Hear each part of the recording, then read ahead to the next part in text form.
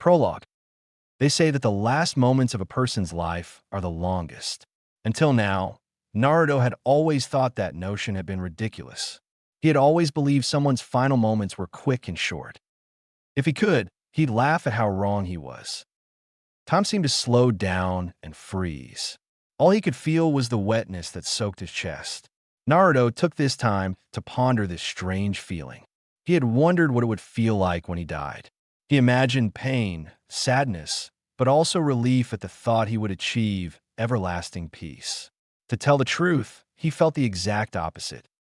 He didn't feel any pain. There was no sadness or relief. Naruto felt regret. His life played like a slideshow in his head, from his harsh childhood to getting his headband, to meeting his team, to the mission in Wave, Sasuke's deep hatred, training with Jiraiya, fighting with the Akatsuki, everything. Pathetic. None of those things mattered at this point. Nothing did. Naruto regretted everything. There had been so much he missed, so much time wasted. There was only one thing that mattered now, and the harsh truth was the one thing he truly regretted. It wasn't supposed to be like this. Things were supposed to turn out differently. But no, destiny had seen it fit to stomp on his efforts to save the world and keep him from fulfilling the numerous promises he had made and, in his dying state, just broken. Naruto could see the blackness crawling around the borders of his vision. He dropped to his knees. Damn it, this was not meant to happen. This can't happen. Yet had happened. He had failed to stop Madara. He couldn't protect his friends, many of whom had been killed before and during the battle against the ancient Uchiha. He had failed in keeping Madara from acquiring the Kyuubi. He didn't fulfill his promise to Sakura either. He didn't get through to Sasuke, his former best friend's sword sticking out of his chest and through his back. Behind him, he could hear Madara's cackling voice, though he couldn't see his unmasked face. The new Jinchuriki of the ten-tailed demon beast laughed as he projected his Sharingan onto the moon. Sasuke stood in front of him with a triumphant smirk, looking up as the moon was starting to be consumed by Madara's eye. The Kyuubi's roar sounded miles away, the demon now nothing more than a puppet for Madara, wreaking havoc on the untied army of the ninja villages. The other demon beasts roared with the fox, slaughtering anyone who was fighting against Madara. Scarlet drops fell, gathered, and pooled beneath him. Naruto's mouth was salty with his own blood. His vision got darker. Some prophecy child he turned out to be. He had let everyone down. He had tried his hardest and failed when he had promised to succeed. Naruto almost smiled as he remembered his friends.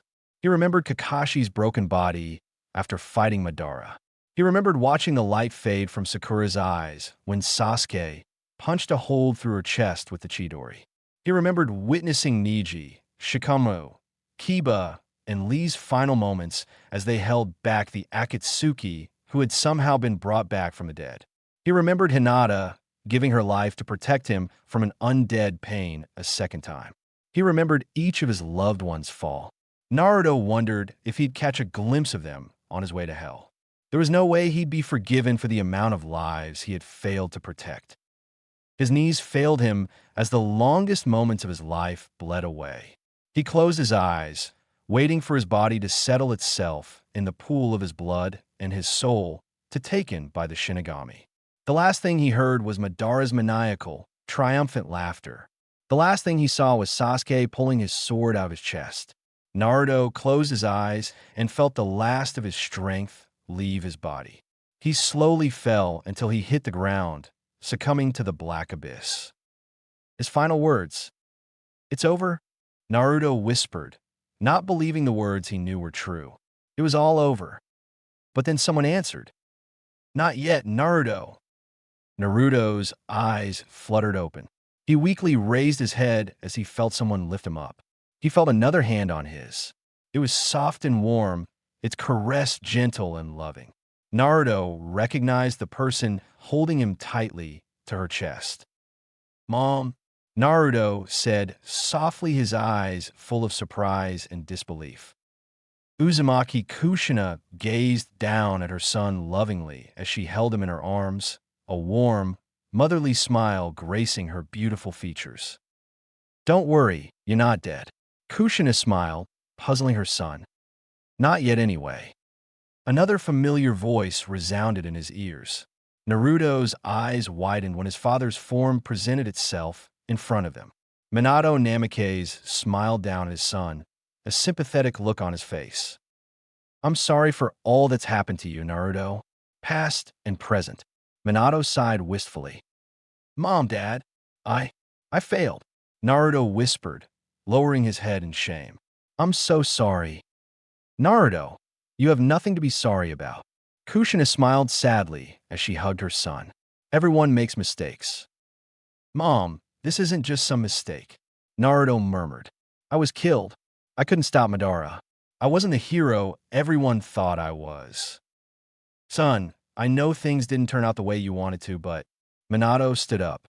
His eyes narrowed, determination flashing in his eyes. Naruto recognized that determination. That's why I'm going to give you a second chance. Naruto's eyes widened. He stared up at his father, confusion and wonder evident in his eyes. What did he mean by that? The boy who had been killed suddenly noticed the Shinigami hovering above them. Its Hanya mask stared down at the Uzumaki family, a bony finger pointing at the Yondaime. Minato, it hissed. Kushina, you know what to do. Minato spoke solemnly to his wife. He smirked up at the death god. This isn't the first time I've tangled with a Shinigami. Yes. Kushina nodded determinedly. She gently placed Naruto's head on her lap, then her hands on his chest. A green glow started to emanate from them, enveloping Naruto in a soft, green light. Minato! Minato! The Shinigami hissed angrily, clearly distressed by what was occurring. Minato drew one of his special kunai from his back pocket. He turned towards his son and wife. Take care, son. Minato smiled proudly at him, despite knowing he had failed. I know you'll do things right this time. Dad! Naruto called out, feeling his strength slowly returning to him. He reached out desperately as his father seemed to get farther and farther away, slowly rising into whatever blackness they were currently in. His mother's presence slowly became fainter and fainter until he felt her gentle hands disappear. Good luck, Naruto. Become the hero everyone wanted you to be. I know you can do it. His parents' voices echoed around him. MOM. Dad. The child of prophecy cried out and watched helplessly as the Shinigami let out a cry of fury and lunged towards his father. That was the last thing Naruto saw before the light blinded him, and then everything turned black. He. Naruto, look out! Naruto's eyes widened as his vision came back, Irika's pained expression being the first thing he saw. The man's back had a large shuriken sticking out of it, evidence of Irika's effort to shield Naruto from it. Behind his teacher, he could see Mizuki laughing manically. The demon container also took notice of the familiar weight on his back, surprised that the forbidden art scroll was strapped to his back. Not only that, he was back to being a kid again. Irika's moving mouth and the words coming from it were slowly becoming more coherent to his ears. Gone were his mother and father, but they were replaced with this familiar scene. He couldn't believe it. Time had reset. He was back at the beginning, the night when everything had started from him. Don't listen to him, Naruto. I never hated you. Irika cried, tears streaming down his face. Please, don't let Mizuki have the scroll. Just run. I beg you.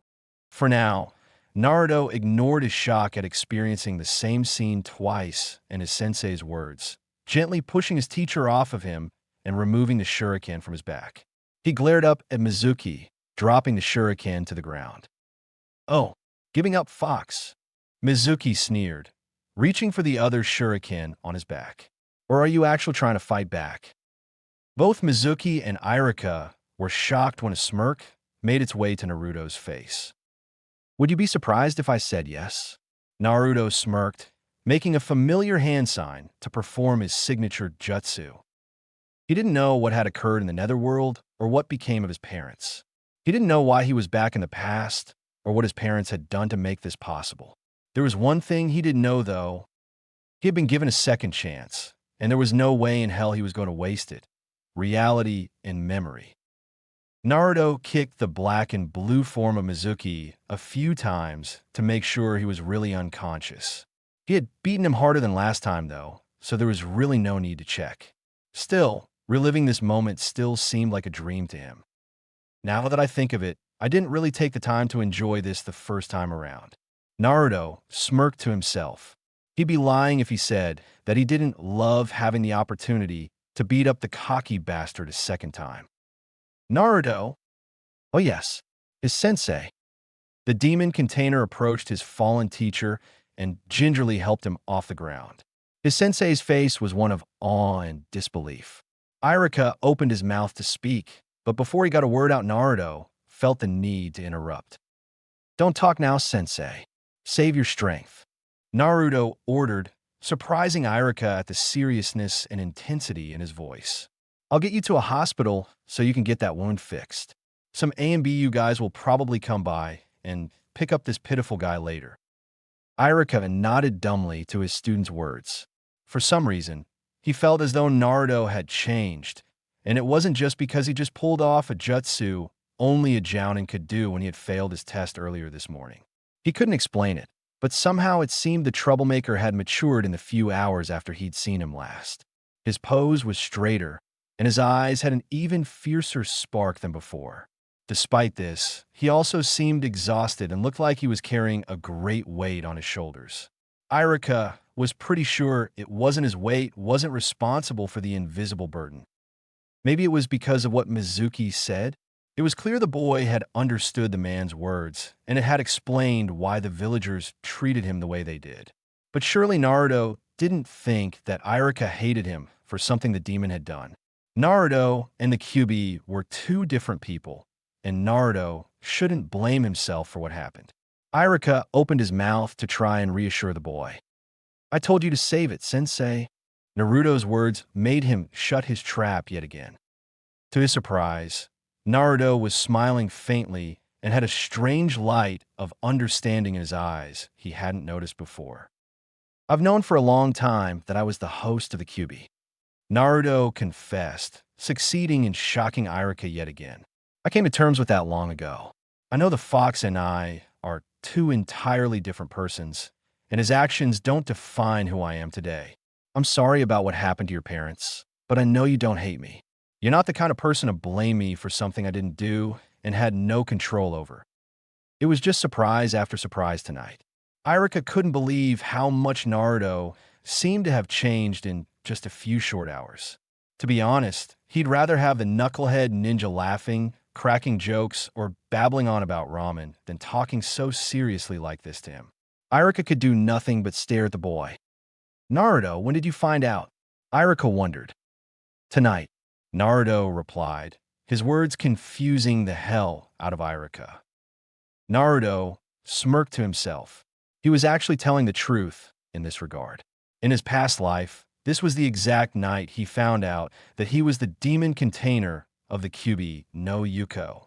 However, he had many years to accept that in his past life too. I don't understand," Irika muttered, more confused than he had ever been in his entire life. "Trust me, sensei, you'd never understand or believe me if I gave you the full story." Naruto chuckled. Irika was again in shock and at a loss for words. "So how does this feel to have a giant shuriken wedged in your spine?" Irika smiled when he saw the youth laugh. He was so much more used to a laughing, childish Naruto than a mature, serious one. "Unpleasant." Irika chuckled, his shock wearing off and the pain in his back becoming more apparent. A question suddenly formed in his head. "Naruto, how did you learn the Kage Bunshin technique?" "What? You think I'd steal a forbidden technique scroll and not look through it?" Naruto grinned mischievously, remembering the scroll that was strung onto his back. "You must not know me very well, sensei." "I guess not." Irika smiled. He gently reached behind his head and untied his headband. He held out to Naruto. The blonde just stared at it. "This is your reward for beating Mizuki and learning a great technique. Congratulations, Naruto. You've officially graduated from the academy." He placed it in Naruto's hand. Naruto fingered his old headband. To tell the truth, he couldn't say he was as enthused to get it as he had been before. He wasn't as ecstatic as he was before because to him it just felt like an old memory. He didn't feel happy, but nostalgic. Of course, that wasn't necessarily a bad feeling. Still, for Irika's sake, he smiled happily for his sensei. Wow, I'm finally a ninja. Thank you, Irika-sensei. Thank you so much. Irika chuckled. The expression on the boy's face made him feel like a proud sensei.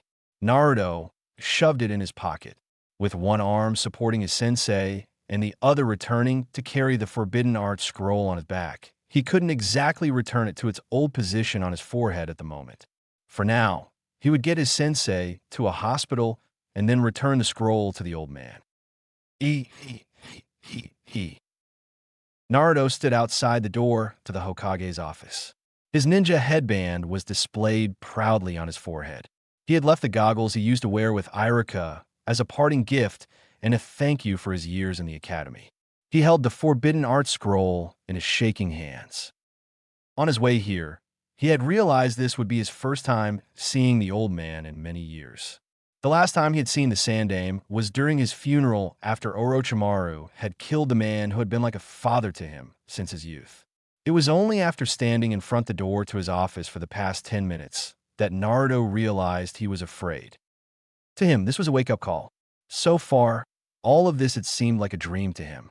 To relive an event that had almost been forgotten as time passed and more battles were fought seemed so unreal to him. Naruto was afraid that if he opened the door, his dream would shatter and he'd find himself inside the belly of the Shinigami with his parents. How cruel would that be, to find that all of this was just an illusion? On the other hand, if this was all real and he really was back to where everything really started for him, he didn't know if he could contain his joy in front of the old man.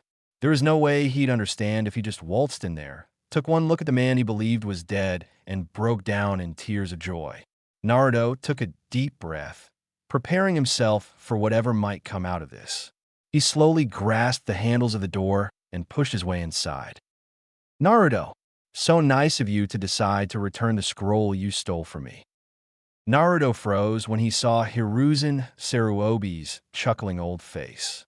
He immediately bowed his head in respect, which was actually done to keep the old man from seeing the tears start to gather in the corners of his eyes. It's real. Now, Naruto, there's no need for that.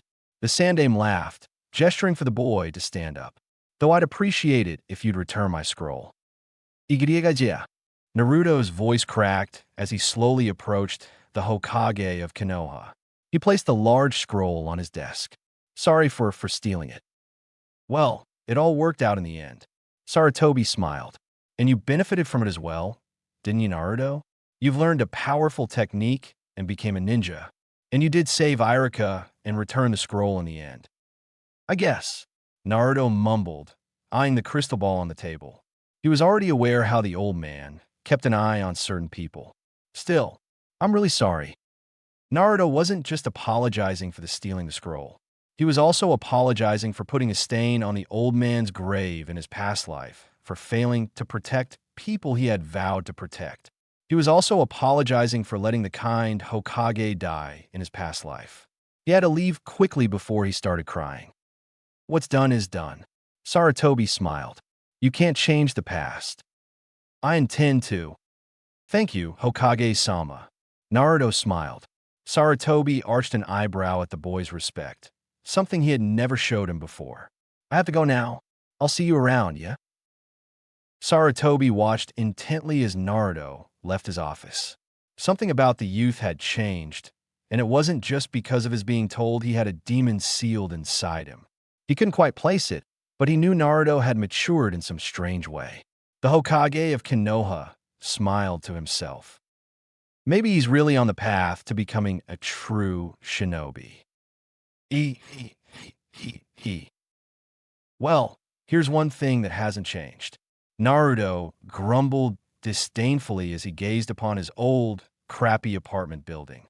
Garbage still littered the place. Doors and windows were broken, and he could already smell what he imagined to be skunks juggling dead raccoons somewhere in the vicinity. Naruto sighed as made his way up the stairs to his room. He had a lot to think about. He needed time to organize his thoughts and think about what to do about his current situation.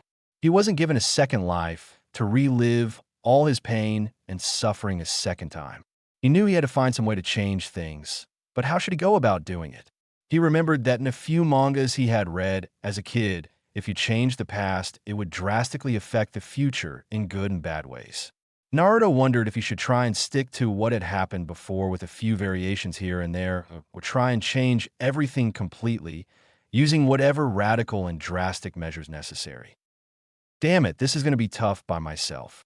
Naruto grumbled, wishing he had Shikamaru or someone else to make some sort of plan for him. He opened the door to his apartment and threw off the shirt part of his jumpsuit. He'd think about these things tomorrow after he got some sleep. Welcome home, Naruto-sama. What the hell? Naruto jumped as he heard a voice come from his kitchen. He quickly drew a kunai from his back pouch. Who's there? Calm yourself. I would never think of harming you in any way. The voice, Naruto identified as a feminine one, said reassuringly. I'll present myself to you now. Naruto watched in a dumb stupor as a white fox slowly trotted out of his kitchen and sat before him.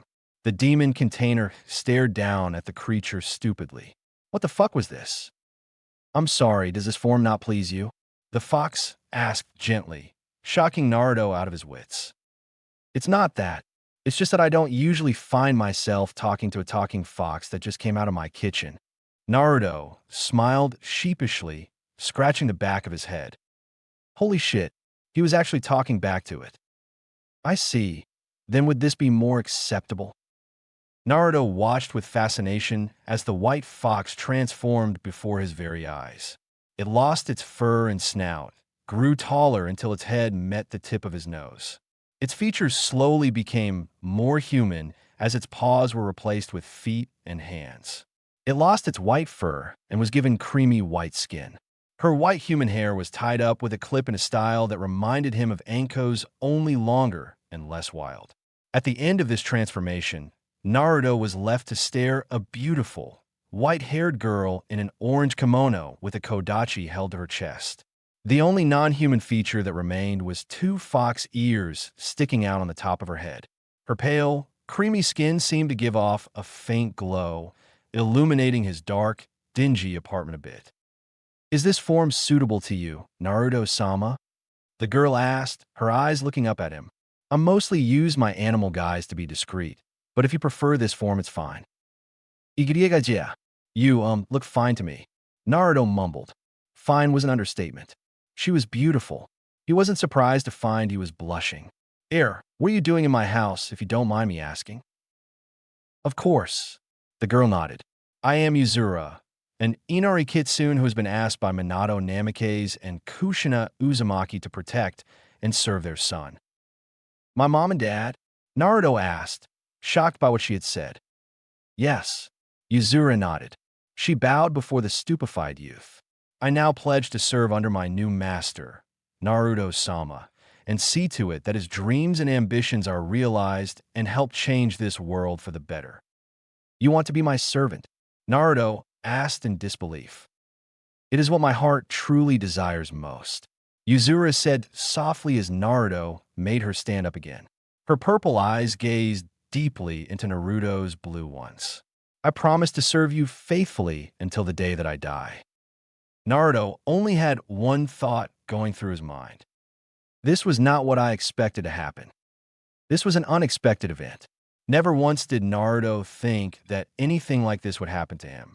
The only talking fox he had ever known was the Kyuubi, and he didn't transform into a beautiful girl like this one did. Not only that, but she was offering to be his servant. This was something that didn't occur in his past life, and it scared the hell out of him. Okay, let's back up for a minute. Naruto stated firmly, trying to calm himself down. Yuzura tilted her head to side curiously. Is something amiss, Naruto-sama? The girl asked, clearly puzzled by his distress.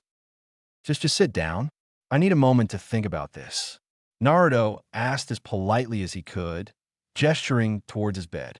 Yuzura promptly sat down on it and watched intently as her new master paced the room with a thoughtful expression on his face. "What troubles you so?" Yuzura asked, her fox ears twitching a bit. "Lots of things." Naruto sighed. He turned towards her. He had to start with the essentials. "Can I ask you some questions?" "Of course. I will answer them to the best of my ability." The fox girl replied with an eager smile. "Good. First of all, where did you come from?"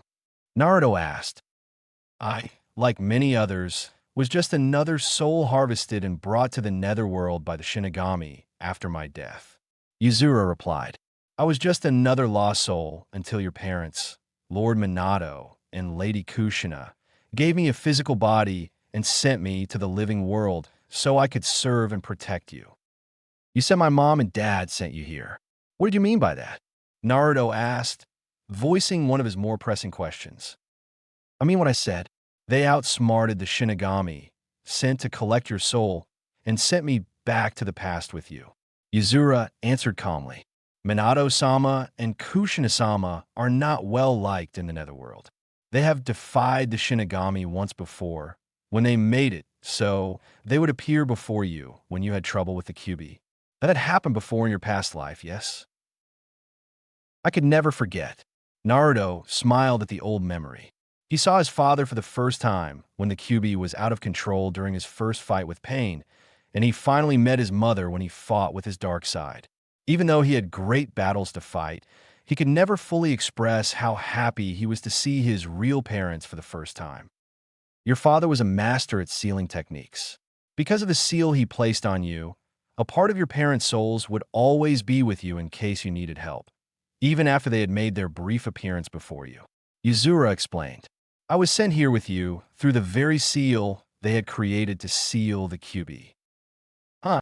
As I said before, a part of your parents' life force would always stay with you because of the seal." Yuzura continued. Naruto noticed her expression grew sadder, which made him start to worry. "From the afterlife, they felt you die. They knew of your failure the moment your soul moved to the next world." "When I died," Naruto whispered. "But I'm here now, aren't I?" "Yes, thanks to your parents," Yuzura said softly. "When you died and they were able to meet you again, they modified your seal before the Shinigami could claim your soul." "Modified my seal?" Naruto said, arching an eyebrow. "The evidence is right in front of you, Naruto-sama," the fox girl insisted. "It is inscribed on your body, just as before." Naruto looked down at his stomach. He saw his seal as it had been before he had broken it to free the Kyuubi. However, something about it had changed. There were spiky marks circling around the spiral, which had gained smaller swirls inside it. It looked more like a sun than a swirl now. "This is?" Naruto asked, slowly looking back up at Yuzura. "Your new seal. It has all the properties of your old one, and does effectively seal the Kyuubi inside your body." Yuzura said. "The new markings were added by your father to link your soul to your old body in the past, so you could do things over again. This was done so you could effectively be sent back in time. I have something similar." Yuzura turned her head and pulled down the back of her kimono a bit to present the nape of her neck to Naruto. It looked like another seal mark, similar in appearance to the one he had on his stomach, only he could make out the kanji symbol that stood for time in the center of the small spiral. Yuzura pulled her collar back up and turned back toward her master. "I was marked with a seal so my soul could be attached to yours," Yuzura explained. "Your parents knew that they could no longer be there for you, so they thought I was trustworthy enough to become a servant who could help you change things for the better." "What do you mean they couldn't be there for me anymore?" Naruto asked, an icy pool forming in the pit of his stomach. Yuzura's eyes turned downcast. "Naruto-sama, because they had sealed a part of themselves in your old seal, your parents never really died. They were always connected to you from the afterlife because a part of their souls were sealed inside you. However, in order to make this new seal to send you back in time, they had to give up that connection." Naruto's eyes widened. "You don't mean your parents had to sacrifice the rest of their souls in order for you and me to live?" Yuzura confessed to him, sadness and sympathy filling her eyes. They had to trade away the rest of their lives in exchange for yours and mine. They couldn't save you without paying a price themselves. Minato-sama and Kushina-sama have now truly passed away. Naruto sank to his knees with tears already starting to fall from his eyes. Why did everything always have some price to pay?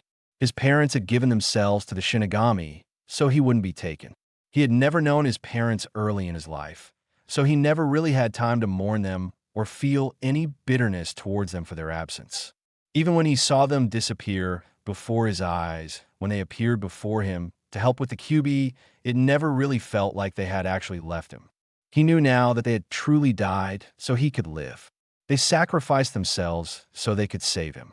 Naruto sobbed silently as he slowly came to terms with the fact his failure had been responsible for the deaths of two more of his loved ones, and worse, they were his own mother and father. Naruto-sama. The blonde closed his eyes as he felt warm arms circle around him. Naruto responded by wrapping his arms tightly around Yuzura's waist. The fox girl slowly brought him closer until his head rested just above her chest.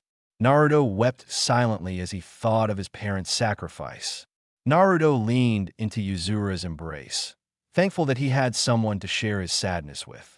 The girl soothingly ran her fingers through the boy's wild locks in an attempt to comfort him. She could understand the sadness her sobbing master was feeling. She was indebted to them, not only for giving her a second life, but for so much more. I know what kind of people your parents were. Yuzura whispered softly into his ear. They were kind people. They gave you and me a second chance at life. You aren't going to waste that, are you? No, never. Naruto shook his head as he stood up, bringing Yuzura up with him. They were great parents. They may not have been around when I was small, but I know that they loved me. I just hope they know that I've always loved them, and I always will. So what do you intend to do? Yuzura asked, softly brushing away the last of his tears. Make sure things go the way I want this time. Naruto said. There were so many things that needed to be fixed. The problem was finding a way to go about doing that. The resurrected teen glanced at the girl beside him. She looked around the room curiously. Naruto remembered why she was here and what she had declared when she had introduced herself. So, you said you wanted to be my servant? Naruto asked slowly, afraid he might say something to offend her. Yes, Naruto-sama is my new master, Yuzura affirmed with a nod of her head.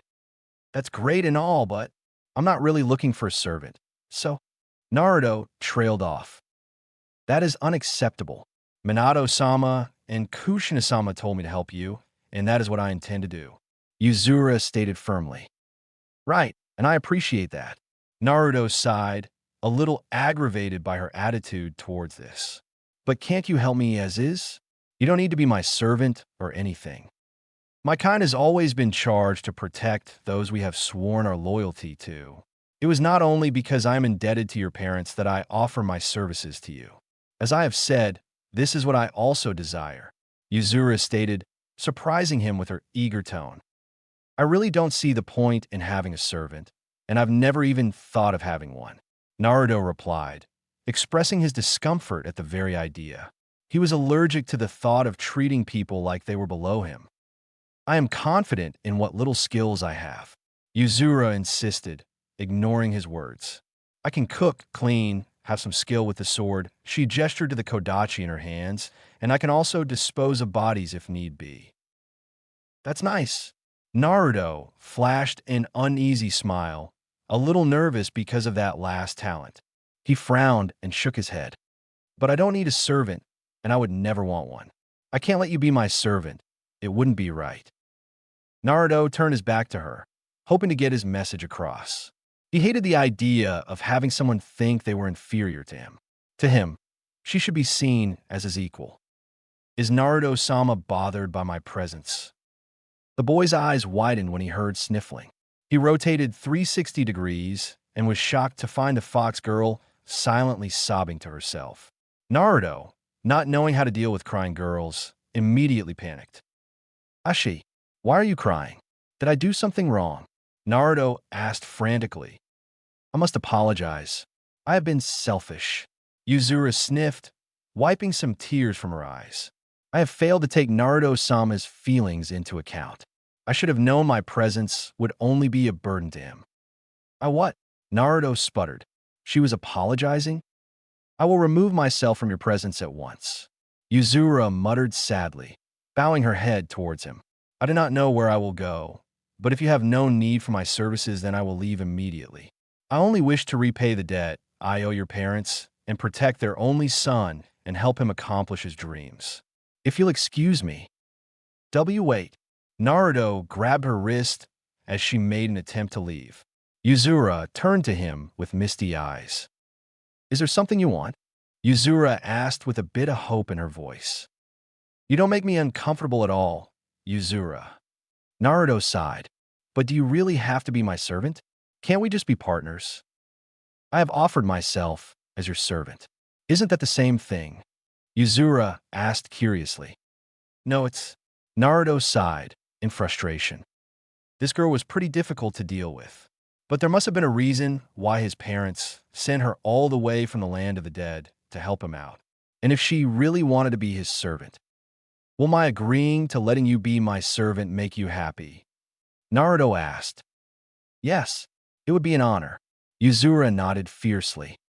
Then, I, Naruto Uzumaki, accept you, Yuzura, as my servant. Naruto groaned out reluctantly. Happy. Thank you for accepting me, Naruto-sama. Yuzura beamed as she bowed deeply before him. I am in your care from this day forward.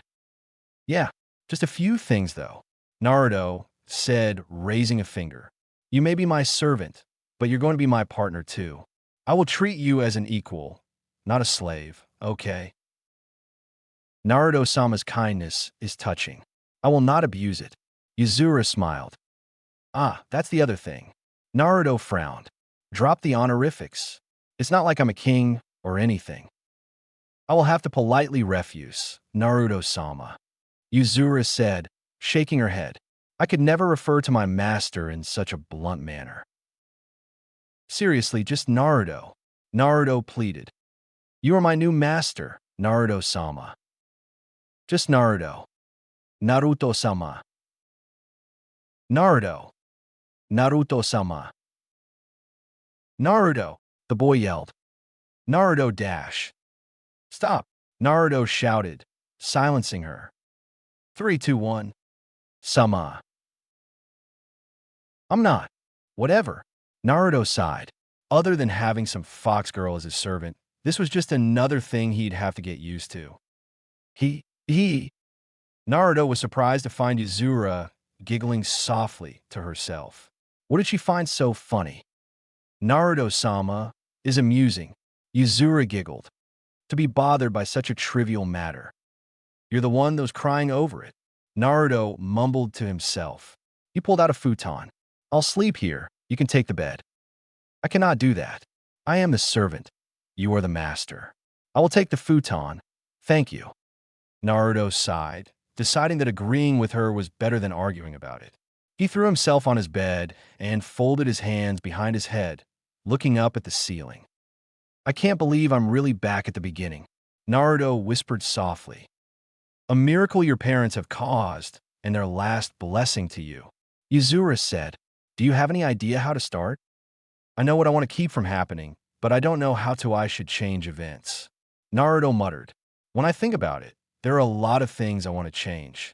There are so many that I don't know if I'll be able to change them all. I will help in any way I can, Yuzura assured her master. Don't take on too many things at once.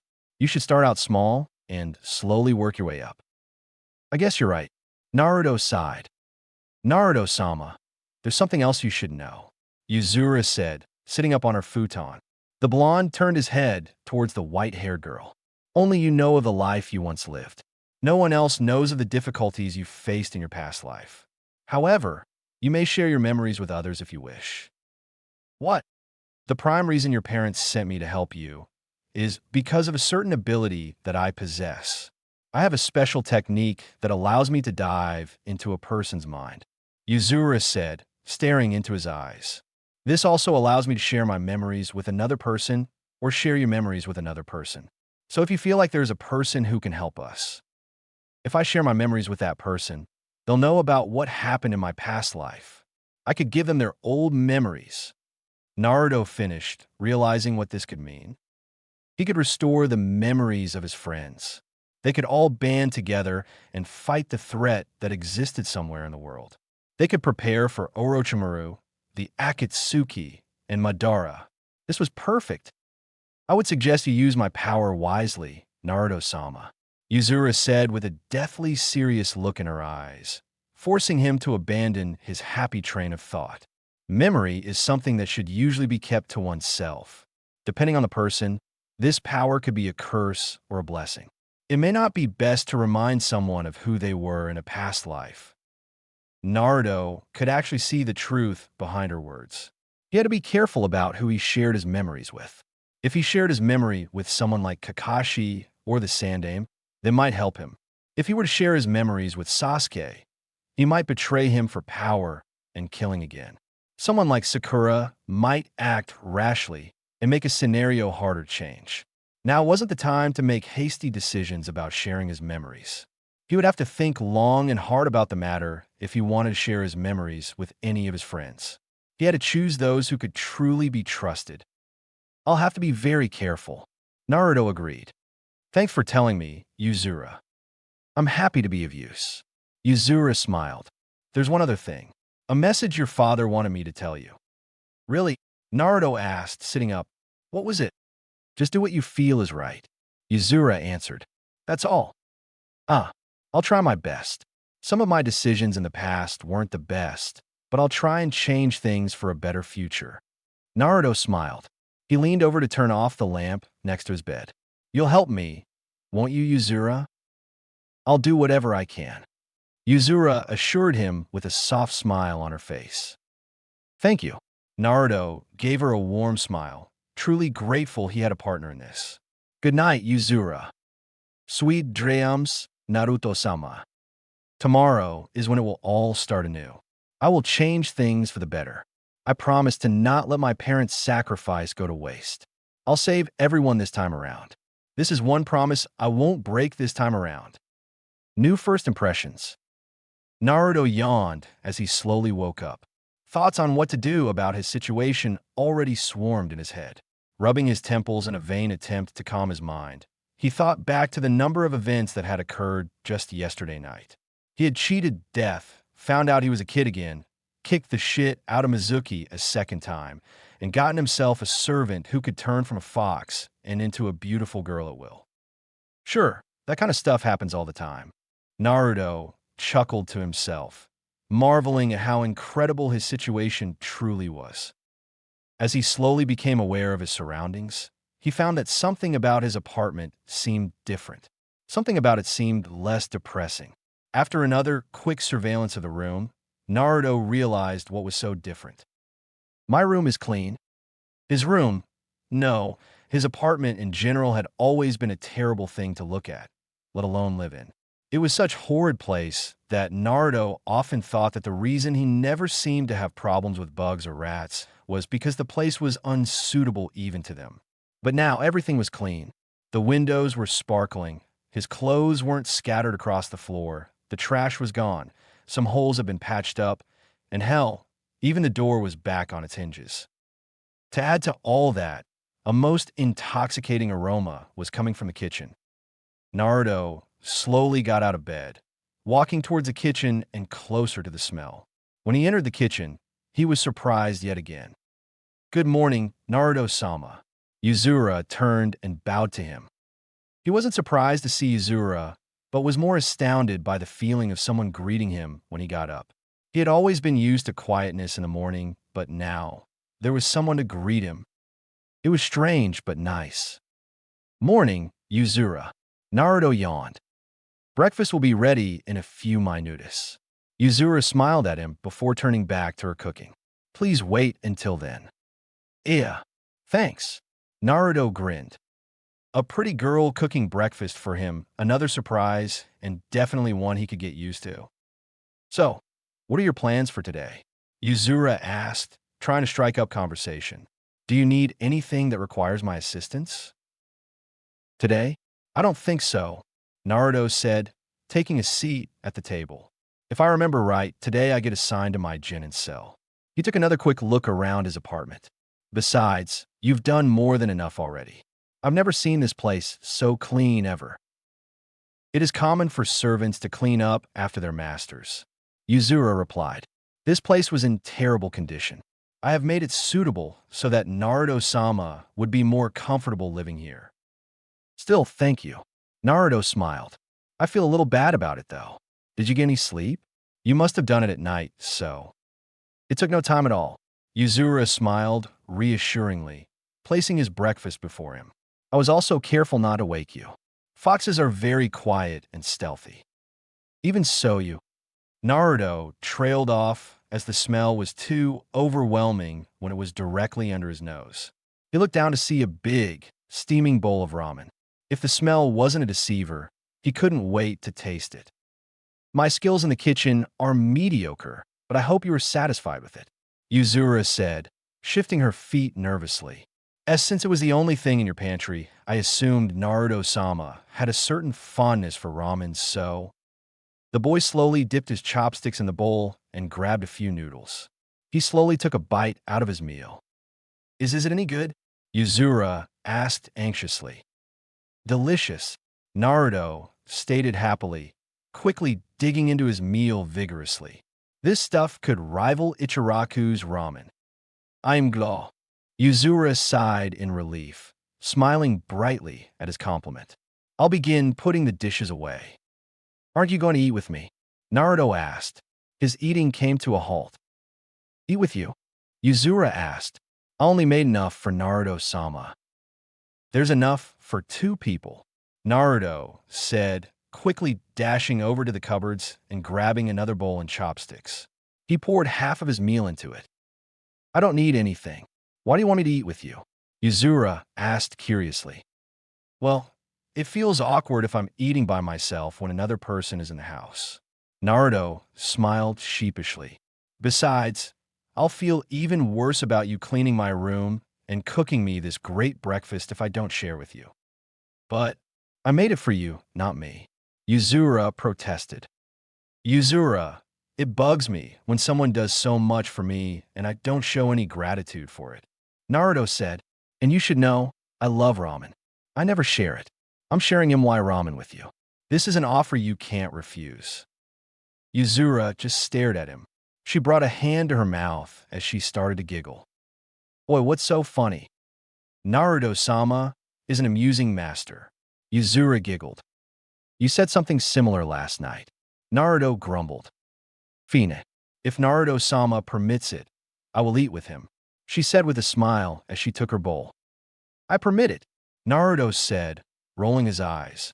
This whole servant and master relationship wasn't something he would entertain. I'm glad that I've learned so much about you already. Yuzura smiled. Naruto arched an eyebrow at her. I look forward to finding out more about my new master. And I look forward to getting to know my new friend better. Naruto replied. Friend? Yuzura mouthed, the word sounding strange and foreign to her. She looked down at her meal and back at Naruto. What is it? Naruto asked uneasily. Her gaze was making him a little uncomfortable. Naruto arched an eyebrow when she bowed her head with a red face. Naruto-sama is a really kind person, Yuzura said quietly. Huh? I couldn't hear that. Naruto was going to ask her to repeat what she had said until he noticed he lacked one article of clothing. Oh, I'll go put on a shirt. Why? Why? Naruto repeated, surprised by her question. Because it's not fitting for a guy to be in front of a girl without all his clothes on. But it's your house. Yes, but that doesn't change the fact that it's still impolite. Oh, Yuzura nodded in understanding. Naruto quickly made a dash for his room. Yuzura? Yes, Naruto-sama. Where are my clothes? Naruto asked, only finding his socks and boxers in his dresser. I threw them out. You what? Naruto shouted, running back into the kitchen and staring at her incredulously. Why? I did not know if you were aware of this, but your dresser was filled with bright, orange jumpsuits. Yuzuru replied calmly, fixing him with a serious gaze. I had assumed it was because Naruto-sama couldn't afford clothing more suitable for a ninja. Suitable? Yes. I can only imagine how difficult it would be to remain stealthy while wearing an ugly thing like that. Enemies would spot you from a mile away. Ugly? So last night, I took the liberty of getting you clothes befitting for a ninja. Yuzuru reported happily. They are waiting for you next to your bed. I am confident that you will be able to move easily in them, and I hope they are to your liking. Thank you. Naruto smiled weakly, moving over to the desk next to his bag to pull on his new clothes. His old clothes didn't look that bad, did they? Still, the words Yuzuru had used to describe his old clothes made him start to question his fashion sense. Well, at least he could still confidently say that he had better fashion sense than Lee. Right? He. Naruto stepped into his old room in the academy, wearing loose cargo pants and a black t-shirt. He smiled at the sight of all his old friends. This was back before all their trouble started, in a time where he had just been happy being a ninja. Everyone in this room, but him, was blissfully unaware of what a cruel, harsh life a ninja would have to lead.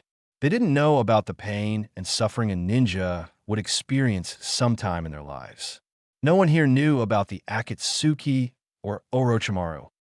I really miss these peaceful days. Get away from my Sasuke-kun, Ino pig. Sakura's shrill, immature voice was like music to his ears. Naruto smiled fondly at his old teammates. They all looked like they did before, young and alive. Sakura was arguing with Ino over who would sit next to Sasuke.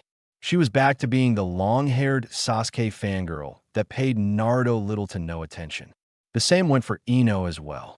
Beside the bickering duo sat his best friend. It was the old Sasuke who was his best friend, not the crazy, bloodthirsty demon who had killed him in another life. He took the time to look at all of his once-deceased friends. Kiba was tossing a ball across the room, laughing as Akamaru ran around the room to catch the rolling ball. Chuji was eating a bag of chips next to a sleeping Shikamaru while Shino read a book about bugs a seat behind them. Hinata was looking around nervously, probably wondering who her new teammates would be. Naruto cracked his knuckles and confidently stepped into the classroom. It was time to make an impression, and maybe have a little fun while he was at it. But first, morning, Hinata. The Hyuga girl jumped when she heard her name. She gasped and blushed when she saw who had addressed her. Hinata was surprised that Naruto had greeted her, and she was even more surprised when he made his way over to her. And Naruto. Hinata stuttered. Why you're here? I thought that you didn't. Pass. Naruto finished for her, flashing a warm smile. Yeah, I didn't. But I recently learned a really cool technique that allowed me to graduate. Pretty sweet, right? Aw, that's good. I am happy why you passed. Hinata managed to get out.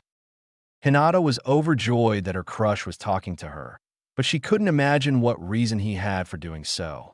Maybe he was just being friendly? Still, he had never shown her any interest before. Hell, she had always thought that Naruto didn't even know who she was or that she even existed. Yet, here he was talking to her. Miraculously, he was still talking to her. So, is there anyone you want to be on a team with? Naruto asked curiously. Everyone is nice, so it doesn't really matter to me. Hinata smiled, trying to keep herself from fainting. Secretly, she wanted to be on Naruto's team. Not that she'd ever tell him that. Is there, anyone you have in mind in Naruto-kun? There are a few I prefer, Naruto replied, looking around. Though I'd die if I were stuck with Shino or Kiba. One has less of a personality than a log, and the other one would probably give me fleas. Now, that's not nice, Naruto-kun. Hinata scolded, even though she was giggling. But if I had to choose, I'd like to be on the same team as you. Naruto said casually. W what? Hinata gasped, not sure if she had heard him right. W with me? I should probably grab a seat before Iruka shows up.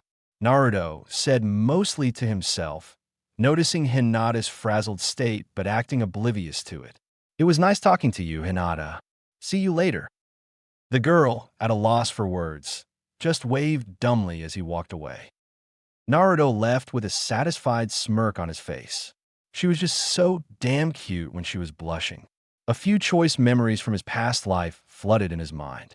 Happy memories that he treasured, and all of them included a beautiful raven-haired Hyuga girl who had always been there for him. The girl that had always loved him. XXXXX. Naruto, how are you feeling? Hinata asked, sitting down beside him. Anxious, excited, worried. I'm feeling lots of things right now. Naruto sighed, running his hands through his blonde shock of hair. The two ninja were sitting atop a hill just outside the village. Both looked up at the night sky. There was an abundance of stars out tonight, and a full moon too. They would be able to appreciate the beauty of it all if tomorrow's events weren't clouding their minds. Madara plans to dominate the world by projecting his Mangekyo Sharingan on the moon. Naruto repeated Madara's plan that he and the other Kages had gone over numerous times. To do so, he'll use the demonic statue of the Outer Path and fuse the 9 demon beasts into their original 10-tailed demon beast form and become its Jinchuriki, so he can gain enough power to hypnotize everyone in the world to achieve peace. A fake, hollow peace with no meaning. Tomorrow, we launch the attack. It's the first time all of the ninja countries have ever united together. Hinata remarked. She smiled at the boy who had made it all possible. Wouldn't it be nice if everything stayed like this even after we defeat Madara? That would be. Naruto chuckled. Bee and Gaara would love the idea. I might be able to get the Mizukage to agree, but that stubborn old Tsuchikage would never agree to it. Naruto sighed and stared up at the starry night sky. Things would have gone a lot smoother if it wasn't for Bee's brother, the Raikage. Bee is a better leader than that power-hungry fool ever was. Hinata said with distaste, remembering how the Raikage had been swayed by Kabuto's promises of power and betrayed their alliance. He won't be bothering us now, though. Yeah, but now Madara's got the undead Akatsuki on his side thanks to Kabuto, not to mention a good majority of the Lightning Country and other crazy followers. It's going to make the fighting much tougher. Naruto sighed. His face held a melancholy expression. And I'll finally have that rematch with Sasuke tomorrow. What are you going to do about him? Hinata asked. I still want to save him, but Naruto trailed off. He closed his eyes. People keep telling me one of us is going to die in that fight. I want to save him, but not if it ends up costing any lives. I don't want to lose anyone. You won't, Hinata reassured, taking one of his hands into both of hers. Naruto, you'll help us through this fight. You've gained so many allies and have so many friends who support you. You're the first person who has ever united the 5 villages together, and Tsunade has named you as her successor. Once the battle is finished, you'll be the new Hokage. You've finally accomplished your dream. You should be confident, not sad. I know. I should be. Naruto smiled. I finally have everything I've always wanted. I have friends, people respect me, I'm going to be the next Hokage, and I've got a great girl who loves me. Naruto smiled warmly at the Hyuga girl, causing her to blush. Naruto turned away. But I just can't shake this uneasy feeling in my chest. Naruto, I'm afraid some of us won't make it back. I'm afraid I'm not going to make it back. Don't say that. You know, I never did give you a reply to your confession, did I? Naruto said, smiling at Hinata. The girl blushed. The two had talked about it, and it was clear what she felt towards the future Hokage, but he had never given her a proper answer. Small talks, an infrequent holding of hands, and small moments like these were all they had, yet he had never actually responded to her confession when she protected him from pain. Hinata, I treasure every moment I spend together with you. Every time I see your smile, I think that I'm the luckiest guy in the world for having someone as beautiful as you love me. Naruto said. He gently held her hands in his and leaned his face closer to hers. And Naruto, Hinata whispered softly, her blush lighting up her face. I don't know what tomorrow's battle will be like, but I do know I want to spend every remaining moment I have with you. Naruto said softly. His face slowly got closer and closer to hers. Hinata leaned forward, her eyes closing only halfway. So, I want to make it very clear to you that His confession was followed by their first kiss. They had spent their final night together in each other's arms. The next day, they had their final kiss when she lay dying in his arms. A few hours later was when he died, remembering her and all his friends who had died before him and whom he had failed to protect due to his weakness and indecision. XXXXX.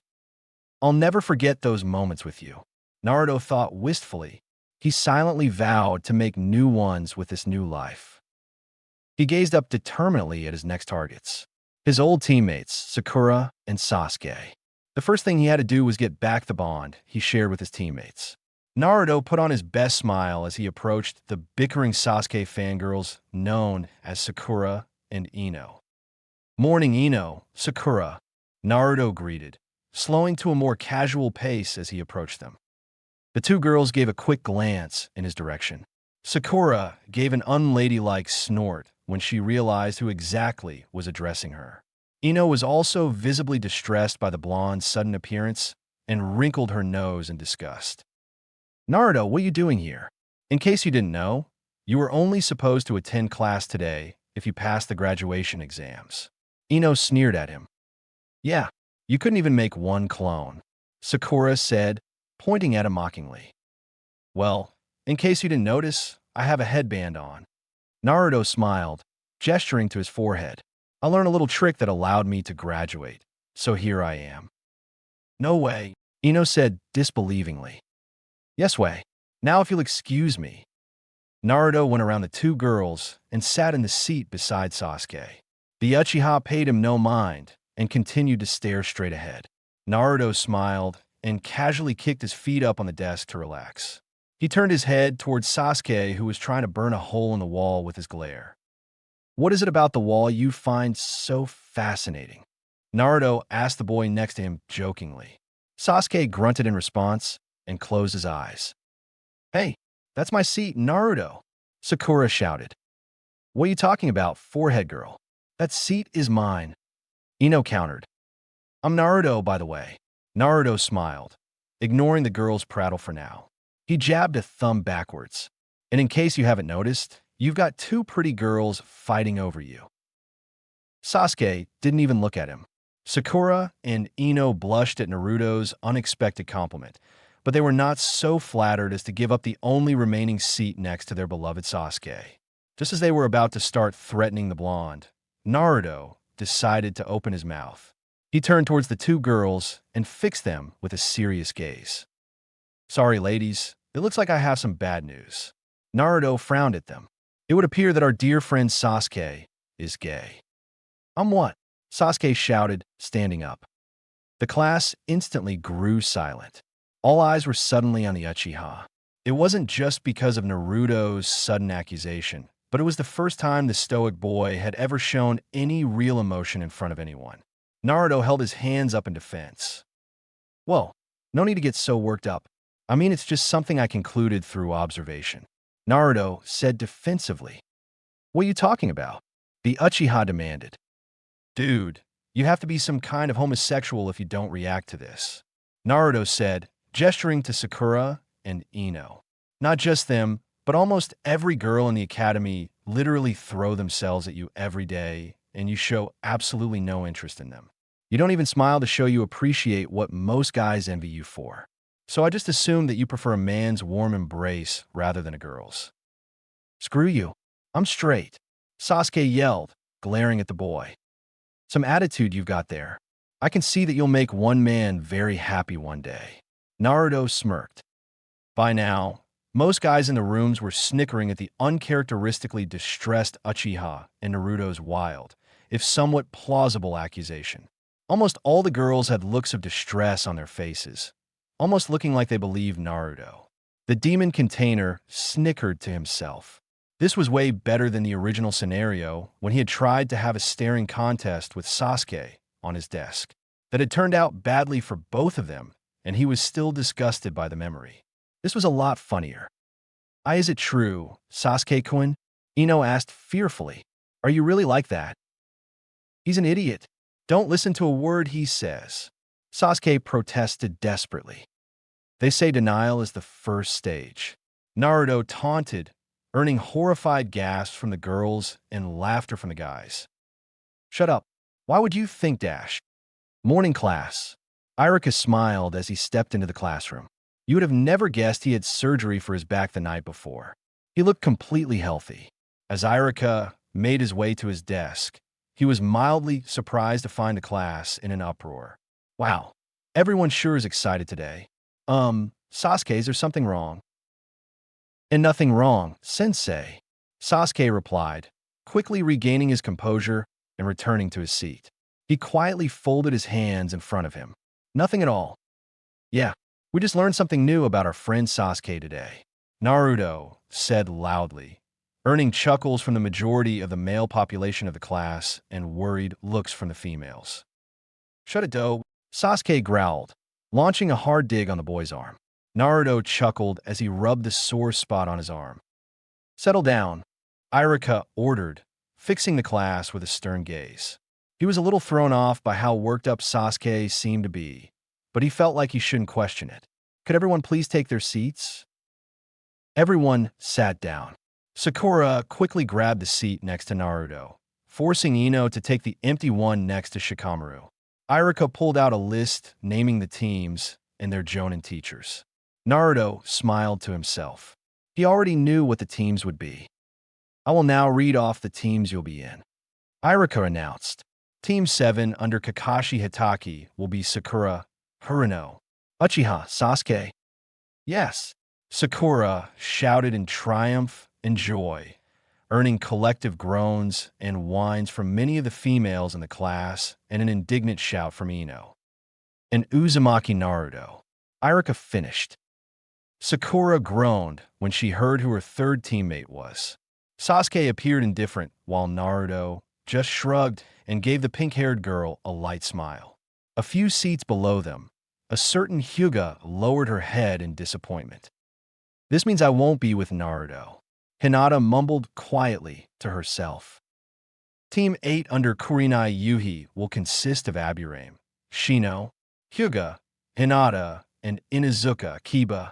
Irika continued. Hinata almost fell over in her seat.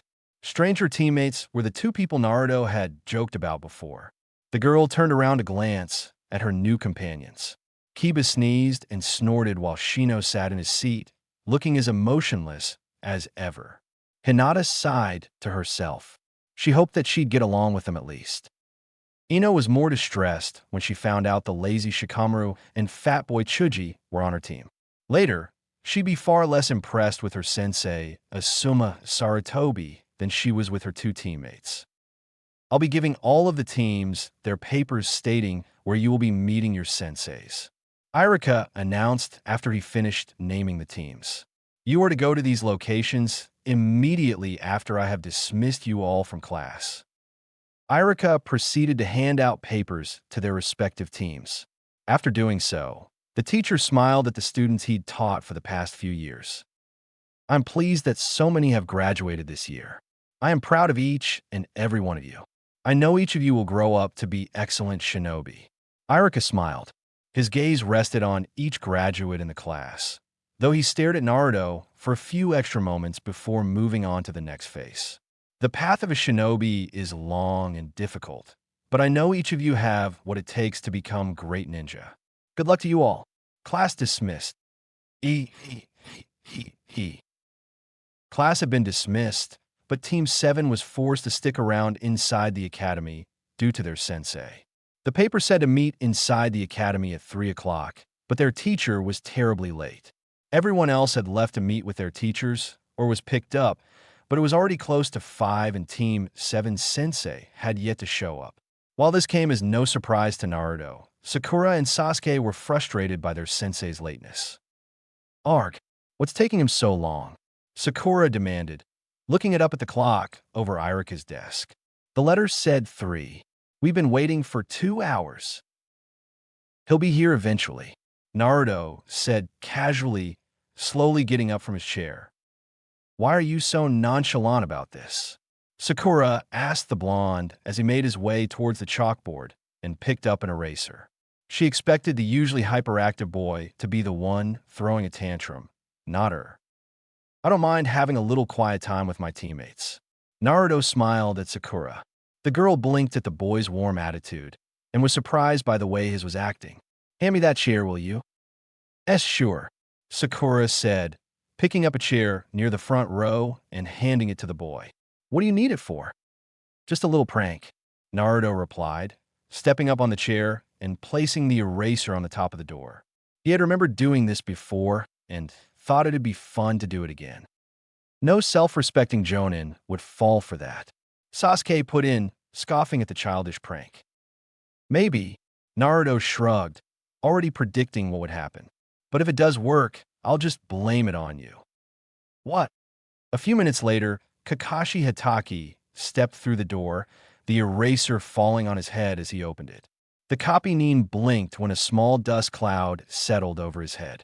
He adjusted his lopsided headband stupidly. Sakura let a few giggles while Sasuke tried to contain his laughter and keep up his cool, emotionless front. Naruto just shrugged and smiled to himself. It's not as funny the second time, he muttered to himself. Kakashi overlooked his new students as he recovered himself. Based on first impressions, I hate you all and you're going to fail. Sakura and Sasuke glared at their sensei's attitude. Naruto was trying his best not to jump and shout for joy.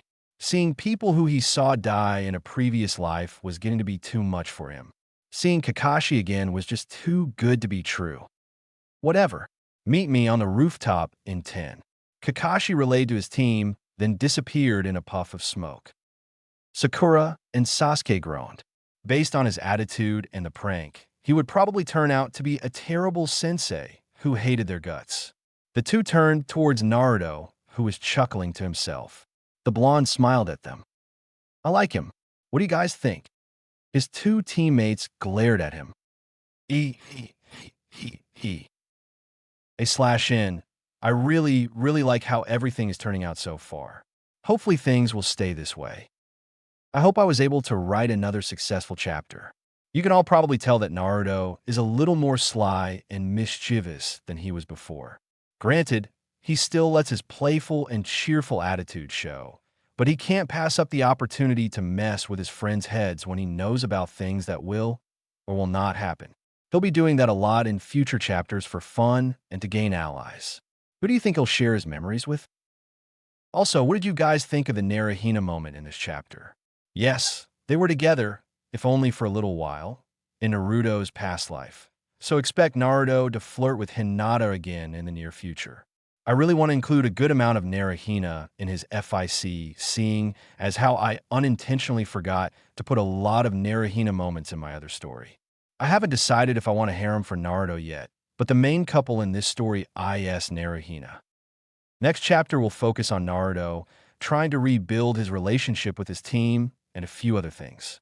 You should all know that the next chapter is written up. I just can't seem to stop working on this story. Not only are ideas flowing into my brain, but I can't just stop when so many of you seem to like this story. I swear, this story just seems to write itself.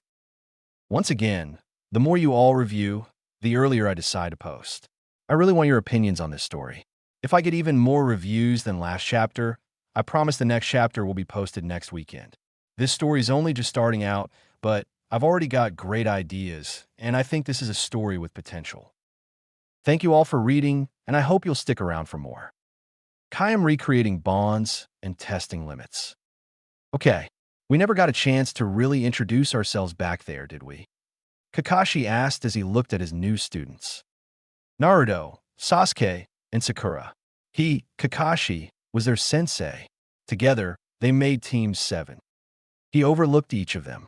The Uchiha boy was looking straight at him with his hands folded in front of him with an unreadable expression on his face. Sakura was sitting next to him, nervously shifting around, but did look a little eager. Kakashi's gaze switched to Naruto. He had been most surprised by this particular student. He had looked over his files with the Hokage a few days before, and was shocked to find that most of what he read and heard about contradicted what he had seen. Naruto was said to be a troublemaker with no special skills. He was also quite the talker and very stubborn. and he was told to expect lots of questions from the exuberant youth. Yet, the boy was just sitting calmly next to Sakura, smiling at his new sensei and not saying a word. Other than the eraser prank, he hadn't done anything to annoy him yet. So, who wants to start introductions? Kakashi asked curiously. When none of his students spoke up, he decided to be the first one to break the ice. Okay, I'll go first. My name is Kakashi Hitaki. I have my likes and dislikes. My goals in life are none of your business. I've got lots of hobbies, but mostly I like to read. That was pretty vague, sensei, Sakura said with an annoyed expression. Oh, well, why don't you show me how it's done then? Kakashi replied. Okay, Sakura said, looking a bit uneasy. My name is Sakura Haruno. I'm 13 years old. My hobbies include shopping, gardening, and hanging out with friends. Ilik is Sasuke-kun. The girl shot him a longing glance, with the boy promptly ignored. I don't like Ino Pig or Naruto. Sakura glared at the other boy beside her. To her surprise, the blonde just smiled and shot her a foxy grin. Sakura expected him to groan and sulk like he usually did, but that was not the case. She cursed herself when she felt her face grow hot. Anyway, I hope to become a good ninja to impress those who I want to impress. Sakura stared at Sasuke as she said this, but her flustered expression was due to Naruto's unusual reaction to her insult. All right then. Kakashi nodded, observing his students' interactions with interest. How about you, Sasuke? Fine. Sasuke said. He closed his eyes. My name is Sasuke Uchiha. I don't have a lot of hobbies. I don't really have anything that I like. In fact, I hate a lot of things. Kakashi sighed, just as brooding and antisocial as he'd heard. He had his work cut out for him. And there is one person who I have vowed to dash. Kami, and I thought Shino was boring. Naruto groaned loudly, cutting off the Uchiha speech. Seriously, Sasuke, grow a personality. What did you say? The Uchiha demanded, glaring at the boy. This isn't how people introduce themselves, Naruto said, fixing him with a stern gaze. He smiled. You should show more of your flamboyant side. Don't hide it. Fuck off, Sasuke growled. His eyes widened as he caught himself. Sakura and Kakashi were both staring at him. He shoved his hands in his pockets and closed his eyes again, trying to regain his cool demeanor. Anyway, there's one person who, To his irritation, both Naruto and his new sensei were chuckling. Sasuke's eye twitched. It was no use. His dramatic speech had been ruined. Fine. Sasuke shouted, making Sakura jump. My name is Sasuke Uchiha. My hobbies are training and reading. I like learning new techniques and jutsu to make me stronger. I hate fangirls who won't leave me alone. And my goal is to kill my brother. Happy? Much better. Naruto chuckled, clapping at his new introduction. We now know more about you than anyone else in the village now. I'm happy to see that you're such a sociable person, Sasuke. Kakashi chuckled, earning a grunt and a glare from the boy. Naruto, why don't you tell us about yourself? Sure thing. Naruto smiled. I'm Naruto Uzumaki. My hobbies include training, pulling pranks, and meeting new people. I like ramen, and I'm told I get along great with most people. Sasuke snorted. Kakashi chuckled. I don't like arrogance, people who think they're above others, or people who would hurt those close to me. My goal in life is to become the Hokage, so people will respect me. Kakashi nodded.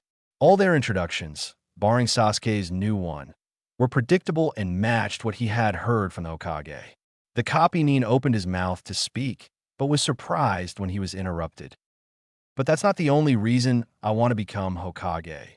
Naruto continued. His teammates and sensei's eyes turned towards him. Kakashi was surprised by the strong look the boy had all of a sudden. Respect will come on its own if I become a strong, dependable ninja. Becoming the Hokage is a whole different matter. You have to be ready to put your life on the line to be Hokage. You have to learn to accept the fact you won't be able to protect everyone. Even knowing this, you must always put another's life before your own. Be prepared to sacrifice yourself to make sure everyone stays safe and make sure that anyone who is sacrificed will have not died in vain.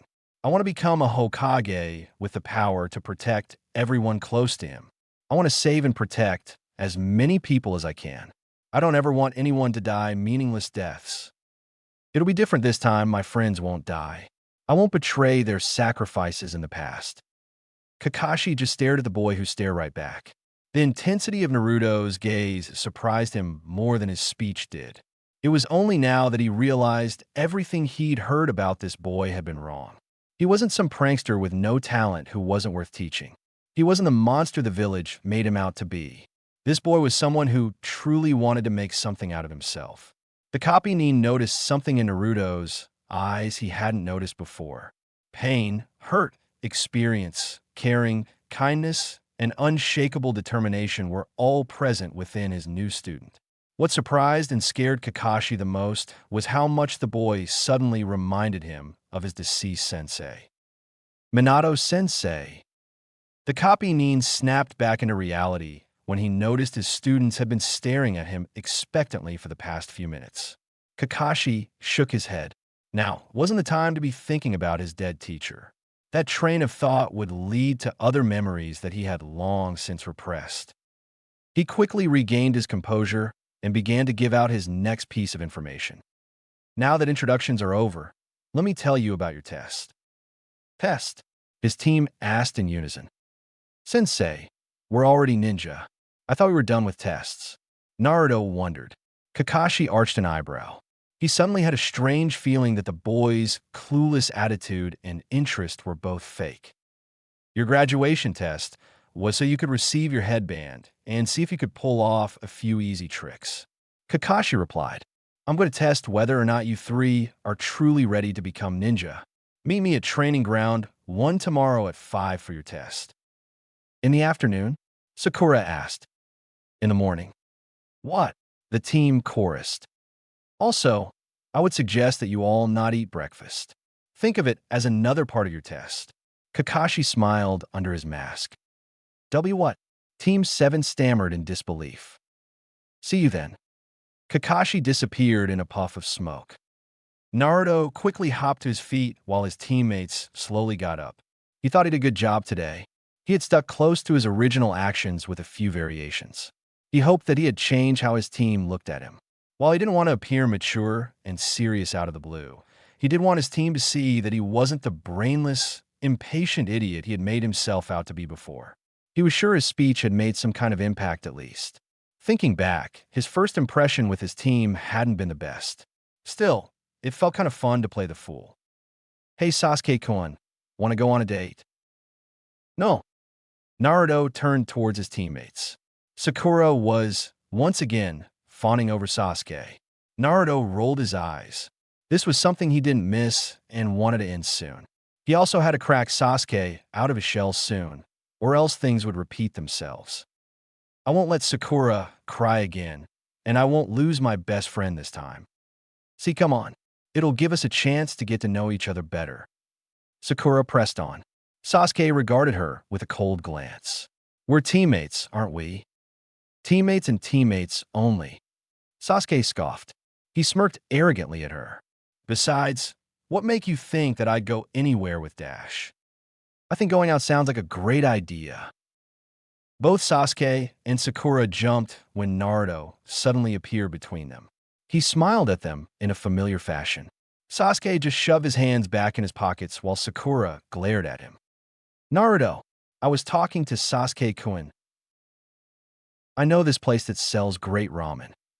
Naruto smiled, ignoring Sakura's rage.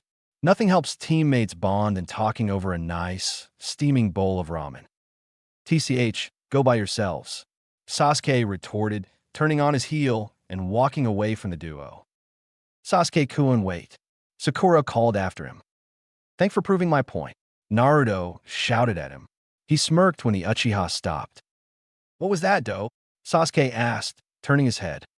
Turning down a pretty girl's offer to go on a date? Naruto sighed, shaking his head. Sakura blushed at being given another indirect compliment. The proof is evident. You little, why do you keep assuming I'm gay? Sasuke shouted, running up to the blonde with a furious expression. Do I need to explain your situation again? Naruto asked, arching an eyebrow. You don't understand. It's not that I don't like it. They're just so annoying. Sasuke shouted, surprising Sakura and making Naruto smile. The Uchiha wasn't finished though. You don't know what it's like. They won't ever leave me alone. They follow me everywhere I go. I never get any privacy when I want it. Not only that, a few even talked about marriage. Sasuke shuddered. I'm 13 years old for Kami's sake. I can't count how many times I've seen explicit drawings of me in notebooks or pledges of love written on the desks. I've even caught some following me home before. I wouldn't mind it so much if they learned to be a little bit more subtle. Why can't they see that I just want them to leave me alone? Sakura whispered, her mouth hanging open. Naruto was trying his best not to burst out laughing at the Uchiha's rant. This was a variation he found hilarious. I hate fangirls, Sasuke declared, shouting it to the heavens. He pointed at Sakura, and there's no way I'd ever consider going on a date with one. Naruto let out a few chuckles and glanced at Sakura.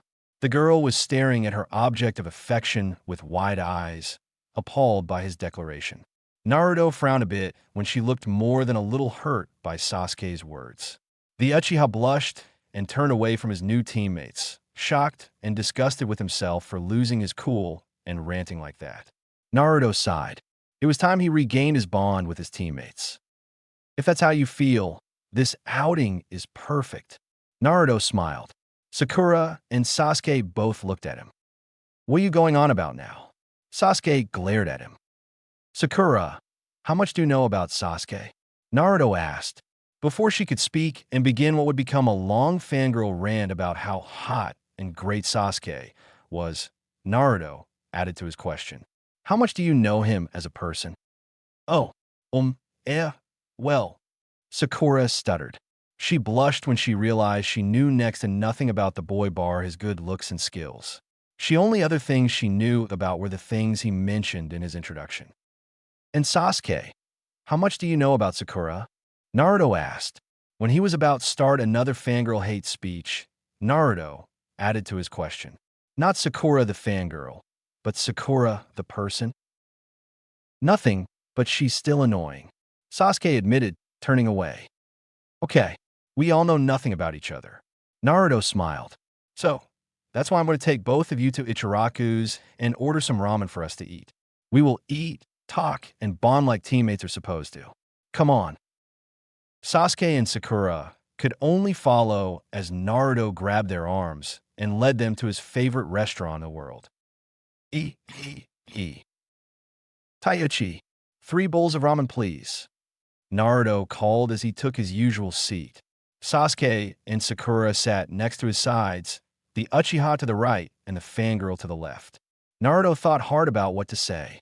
He wanted his teammates' friendship, so things could go back to the way they were somewhat. It was best for all of them. So what do you guys think of our sensei? Naruto asked, trying to start a conversation. I think he's too laid back and careless to be a sensei. He was pretty rude to us too, Sakura said, surprised she was humoring his conversation. What's with the mask though? Maybe he's got something to hide. Naruto chuckled, remembering the many times he and his team attempted to find out what was hidden underneath Kakashi's mask. Maybe during tomorrow's test we can get him to take off his mask. Wonder what the test will be. Sasuke muttered. Naruto smiled, surprised and happy at his sudden input. Despite his attitude, he is a jonin. It probably won't be as easy as we think. Naruto said, after all, this whole careless attitude could just be a front to throw us off our guard. Possible, Sasuke agreed, seeing the sense in that plan. Well, we won't fall for any tricks, right, Sasuke-kun? Sakura gushed, batting her eyes at him. The Uchiha shuddered, turning away from her. Naruto sighed. They would never make any progress if this kept up. He had to end this. Sakura, just stop. Naruto sighed, rolling his eyes. What you talking about? Sakura asked, glaring at Naruto. She was a bit surprised at his sudden change in attitude. Sasuke also raised an eyebrow at the boy. You said earlier there are certain people you want to impress, right? Naruto said, gesturing to Sasuke. You think you're going to impress anyone with what you're doing now? What do you mean? Sakura demanded, angry at the fact she was being lectured by the blonde idiot, even if he had seemed to mature over the past day or two. Sakura, right now I can honestly say you are the weakest member in our team, Naruto said bluntly, not bothering to sugarcoat that fact. Sakura gasped and glared at him. I'm stronger than you, idiot. Are you? Naruto asked, arching an eyebrow and staring into her eyes. I, I. Sakura's words died in her mouth. A few days back, she would have said she was much stronger than him with confidence. As she stared into his ocean blue eyes, she wasn't so sure anymore. She remembered his speech about becoming the Hokage. There was something in his eyes she hadn't noticed before. Sasuke got respect not only through his looks and grades, but through training. Naruto said, hours of devoted training made people respect him. I am an Uchiha, Sasuke stated proudly, smirking at the fact. Naruto glanced at him. Oh yes, his Uchiha arrogance. He'd have to tone that down a bit too. Sasuke, being an Uchiha had nothing to do with it. Naruto sighed. Sasuke's eyes widened. What did you? Sasuke trailed off. What did he mean? Uchiha were always strong. It was in their blood. Just because you're in a clan doesn't make you strong, Naruto said, staring at the boy. Hard work, blood, sweat, and tears make a great ninja. Even if you weren't an Uchiha, if you trained the way you did now, you'd still be strong. I can make fun of it all I want, but the grades don't lie. Do you think you'd still get respect if you just lazed around and got bad grades? You're strong not because you're an Uchiha, but because you put in the effort to become a great ninja. Sasuke just stared at him. That was probably the nicest thing anyone had ever said to him. I made him feel more proud than just being an Uchiha. Hearing Naruto say his strength was his own and not because of his Uchiha blood, it was nice. Sakura, you're not going to get Sasuke's respect if you spend every moment fawning over him and worshipping the ground he stands on, Naruto said, turning back to her. If you want certain people to acknowledge you, show them that they deserve your respect. Don't kiss up to them, because it won't work. Sakura was at a loss for words. Was this the same annoying idiot she hated in the academy? Still, his words did hold some truth. She got good grades in the academy when it came to tests and such, but her grades in physical activity left a lot to be desired. She started to realize that all she was to Sasuke was an annoying fangirl. If she ever wanted him to respect her, she would have to train hard instead of following him around obsessively all the time. It was time to start treating him like a regular person rather than a god. Sasuke-kun, Sakura began. The Uchiha boy gave her a cold glance. What? I'm sorry for bothering you so much. Sakura apologized, bowing her head slightly and surprising the hell out of the Uchiha. I didn't take your feelings into account, and I know you can take care of yourself without me, but I'd really appreciate it if you gave me a chance to be your friend. Friend, the boy thought, the very word sounding alien to him. Yeah, we're all friends here, right? Naruto smiled, catching the Uchiha in a headlock. Get off me, Sasuke growled, pushing the boy off him. He turned away. But we are teammates. We'll eventually have to get to know each other anyway. Naruto smiled. It was a start. Sakura also looked happy at the boy's answer. Sasuke-kun, Sakura asked. The Uchiha acknowledged her with a slight turn of his head. You mentioned earlier that you wanted to kill your brother? What did you mean by that? Naruto frowned. He noticed Sasuke's eyes narrow and his fists clench. Maybe it wasn't the best time to bring up Itachi. All it would do is make the Uchiha clan back up. However, to his surprise, Sasuke did answer. He's the one who took everything from me. Sasuke growled. That massacre was his doing. Naruto and Sakura glanced at each other. They both knew he was referring to the Uchiha massacre. He's my reason to become stronger. I'll get strong enough to defeat him one day and avenge my clan, Sasuke said, reciting the same vow he had declared repeatedly over the years. Naruto and Sakura looked at their teammate with sympathy. Sakura lowered her head, sorry to have brought up such a sore topic. Naruto looked at his best friend. He wouldn't let him despair again. Sasuke, we're a team now, Naruto declared, wrapping his arm around the boy's shoulder again. Sasuke just glared at him, not in the mood. We'll help you get stronger. I highly doubt that. Sasuke scoffed. Start having more faith in us. Sometimes getting stronger requires help. Naruto smiled. This made the boy look up at him. We're friends after all. It was that word again. Friend. Igiriga-jis. We'll help Sasuke-kun get stronger. Sakura added, smiling determinately at the boy. We'll all get stronger together. As a team. As a team, Sasuke murmured. Yeah, just one thing though. Naruto said, his grin widening. Since we're your friends, you've got to take us with you when you fight the bastard. And maybe I can show you it wasn't Itachi who was responsible for that massacre. Sasuke just stared at his teammates, who smiled right back. He had never had friends before, no one to depend on. But now, you don't have to bottle up your feelings around us. Naruto reassured, still smiling. He smirked. Just don't come out though. I don't want you to express your feelings like that. Screw off. Sasuke scoffed, though he smirked as he said it. Not an arrogant smirk, but a friendly one. He arched an eyebrow at Sakura, who was giggling. What's so funny? I'm starting to believe Naruto. Sakura laughed. Are you gay, Sasuke-kun? I agreed to come here with you, didn't I? Sasuke smirked, causing the girl to laugh and blush. Actually, I dragged you here against your will, but Naruto chuckled. He glanced at Sakura a bit. Say, Sasuke, do you think Sakura would look good with short hair? Sasuke-kun likes long hair, though, Sakura replied, remembering what Ino and the others claimed they overheard once. Right, Sasuke-kun? Sasuke turned his head towards his female teammate. She was pretty, he would admit to that, and while she looked fine with long hair when he imagined her with shorter hair, actually, I think you would look good with short hair, Sasuke said, shocking the girl. He turned away, a little pink in the face. It's just my opinion, though. No need to go spreading it around. Naruto smiled at his friend's exchange. This was better than he could have hoped for. Sakura blushed and started to play with her pink locks while Sasuke waited patiently for his meal to be served.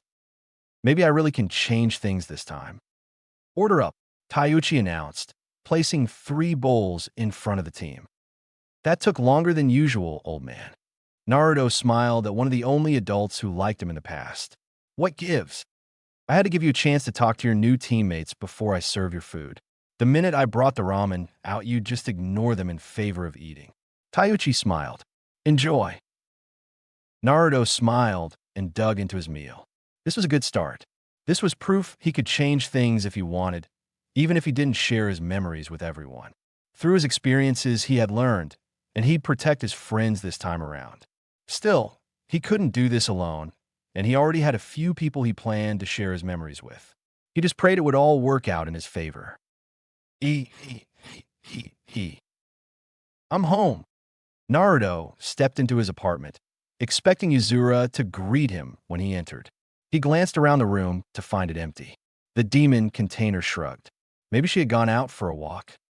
Welcome home, Naruto-sama. Holy shit. Naruto jumped, spinning around to see his servant standing behind him with a startled expression on her face. Is something wrong, Naruto-sama? Yuzura asked, quickly glancing around the area. What has you so startled? You, sneaking up behind me. Naruto smiled, sighing as he calmed down. He stepped aside, letting the fox girl enter the house. How was your day? Yuzura asked curiously. Better than expected. Naruto smiled. He had left his teammates when it started to get dark.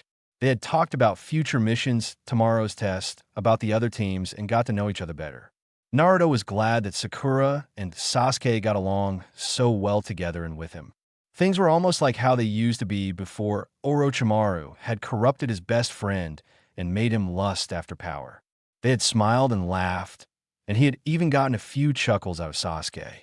When they had all left to go home, he could say with confidence that they were his friends again.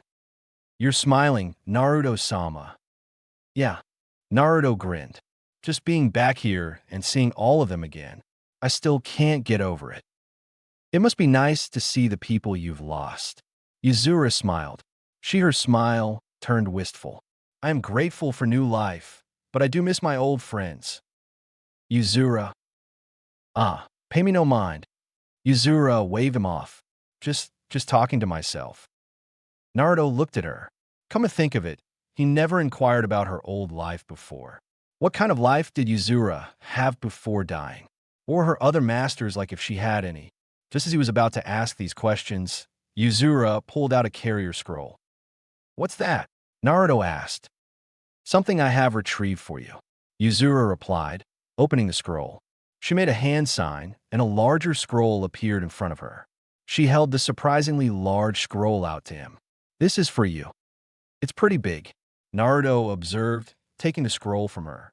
He'd have to carry it on his back if he wanted to use it, but something about the scroll bothered him. It actually looked kind of familiar. It became clear when he noticed the symbol for forbidden labeled on the front of it. Yuzura, is this the Forbidden Arts Scroll? Naruto asked frantically, hoping he was wrong. Yes, I thought it would be useful to you, so I picked it up, Yuzura stated.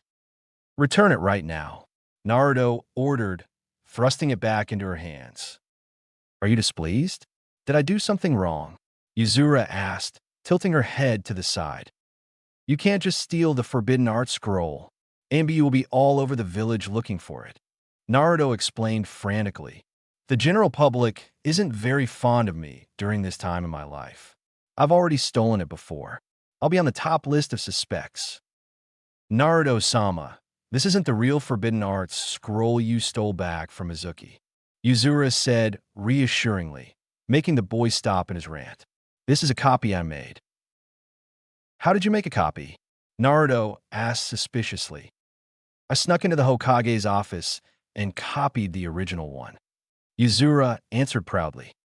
How the hell did you sneak into the Hokage's office without getting caught? Naruto demanded. You underestimate my stealth, Naruto-sama.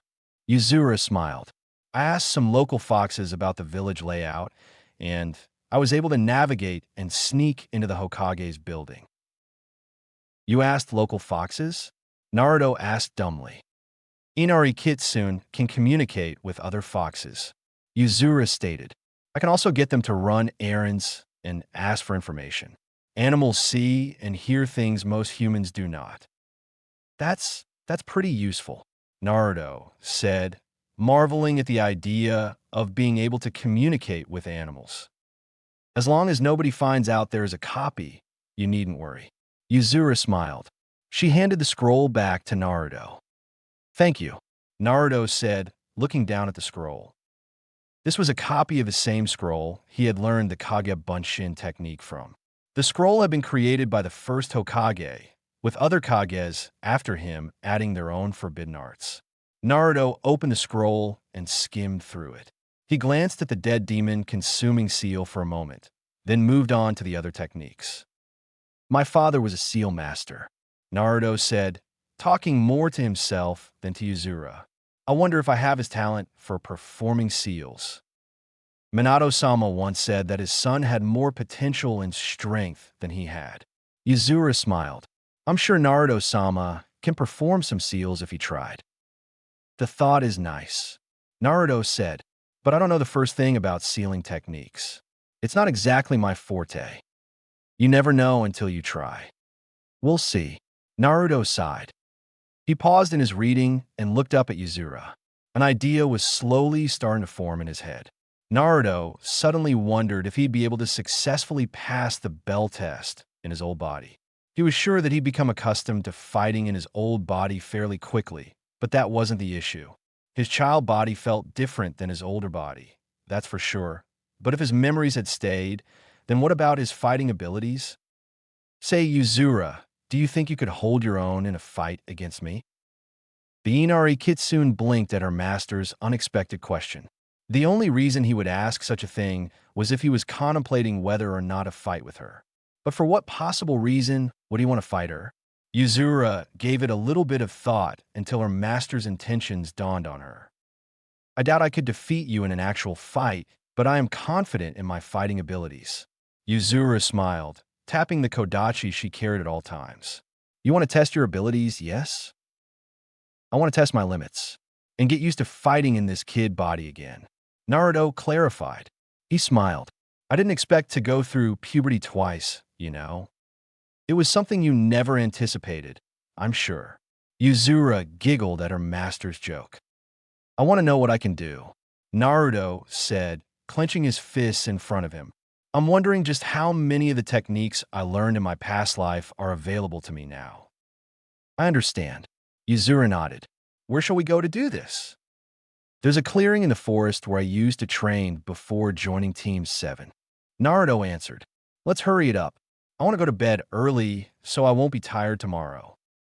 He. Naruto looked over the training ground. It looked the same. Trees surrounded the clearing in which he and his servant now stood. He turned towards Yuzura. The fox girl slowly drew her kodachi from its sheath. You're going to use that on me?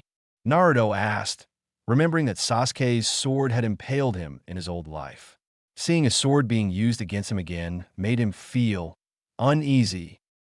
It is what I use to fight, Yuzura replied, smiling at him reassuringly. I wouldn't think of hurting Naruto-sama in any way. This is for my own defense, not offense. I can even make things safer. The Jinchuriki watched as she pulled out her carrier scroll and summoned something that looked like a wooden sheath. Yuzura slowly covered the blade part with the wooden sheath. This way, she wouldn't be able to cut Naruto. The most I can do now is break bones, Yuzura assured. Not the most reassuring words, but it's better than getting cut. Naruto smirked. He reached in his back pouch. Get ready. I already have, Yuzura retorted, taking a stance and pointing her covered blade at her master. Naruto hurled 3 shuriken toward the fox girl. She was quick to dodge, and her speed surprised him.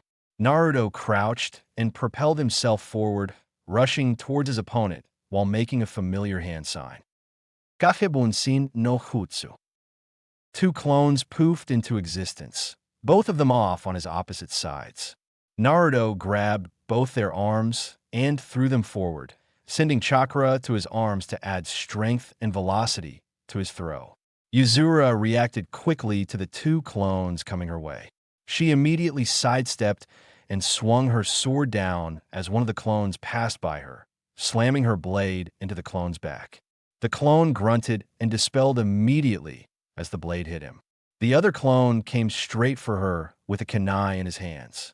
Yuzura ducked when he took a swing at her. Yuzura's leg shot up, hitting the clone right under the chin. The clone grunted and was thrown off balance, giving Yuzura enough time to jump up and plunge the hilt of her short sword into the clone's forehead. He disappeared in a puff of smoke. While she had been focused on her 2 attackers, she hadn't forgotten about the original. Yuzura raised her sword, blocking Naruto's fist with the wooden sheath. Naruto pulled back and unleashed a flurry of punches towards the girl, all of which she dodged with surprising agility and ease. Her ears twitched when her heightened fox senses felt something in the earth below her. Just as a Naruto clone burst out of the ground with a fist aimed directly at her face, Yuzura performed a quick backflip, catching the clone in the jaw as she flipped backwards. After hearing the clone dispel, she did a couple more backflips until she was a few meters distance away from Naruto. Well, my chakra reserves are fine and my speed is okay, but not as fast as I used to be, Naruto muttered. He smirked. Maybe his speed didn't go down, but he was just slow in comparison to his servant. Yuzura's technique and speed surprised him. Her movements were graceful, and she used that sword expertly. You're a great fighter, Yuzura, Naruto complimented, smiling at the girl. I'm honored to hear you say that, Naruto-sama. Yuzura beamed, bowing to his comment. Now, let's hope you're quick enough to dodge this attack, Naruto declared, performing his signature jutsu to summon 1 shadow clone. Time to see what I can still do. Naruto held out his hand to the clone, exerting his chakra. The clone started waving his hands around the original's hand like a shell, shaping and molding the chakra that was being released. Naruto rotated and stabilized the chakra as the clone shaped it and kept it in place. The clone dispelled when a ball of spinning chakra was left in Naruto's hand. Rasengan, Naruto shouted, holding the ball above his head in triumph.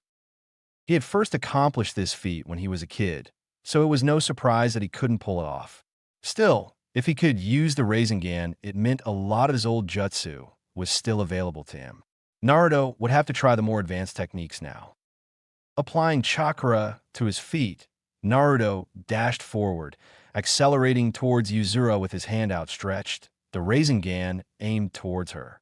Yuzura jumped out of the way, just as Naruto slammed the ball down on the ground before her. The ground exploded beneath him. Naruto smiled as the Rasengan's display of power filled him with pride and remembrance. Knowing that one of his best jutsu was still available to him gave him lots of hope. Impressive technique, Naruto-sama, Yuzura commented, brushing the dust off her kimono. So this is the technique your father Minato-sama had created. It wasn't completed by him, but I'm glad he left such a great technique behind for me to learn. Naruto grinned. He immediately summoned 2 more clones. But I've developed my own techniques for my father's jutsu. Let me show you. Naruto held his hand out again. The 2 clones immediately began shelling the Rasengan as it began to take form again. Although he could create a regular Rasengan with just 1 clone, he needed 2 clones to improve it.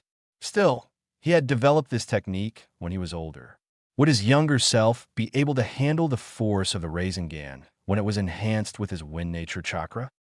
You never know until you try. Naruto declared determinedly, echoing Yuzura's words from before.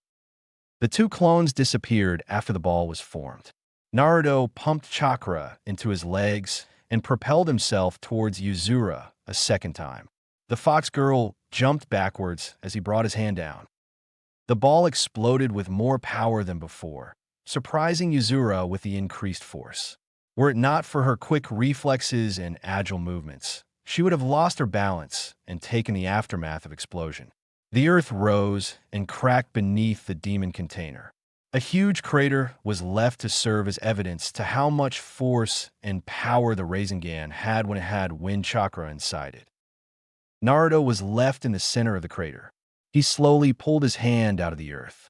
He stared at his palm, which was now shaking. His entire arm was felt numb, but he felt tiny pangs and stings on certain parts of his arm. The blonde sighed. Looks like I can't use that Rasengan as successively as I thought. Naruto grumbled. He could probably do about 2 more until his arm broke. A child body did have its limitations. Naruto's eyes narrowed. He had to see if the Rasen Shuriken was available at least. Naruto jumped out of the crater. Yuzura stood on the opposite side of the field. Her Kodachi pointed at him in a declaration of challenge. The demon container smirked and summoned another pair of shadow clones. He held out his hand as 1 clone mixed in his Wind Nature chakra while the other shaped it. Slowly but surely, the Rasengan started to take on the shape of a giant shuriken. Naruto winced as the Rasengan's spinning blades got bigger. This technique was a double-edged sword since it hurt him whenever he used it. Yuzura watched in awe at Naruto's performance, amazed he was able to use the Rasengan in such a way. The 2 clones disappeared.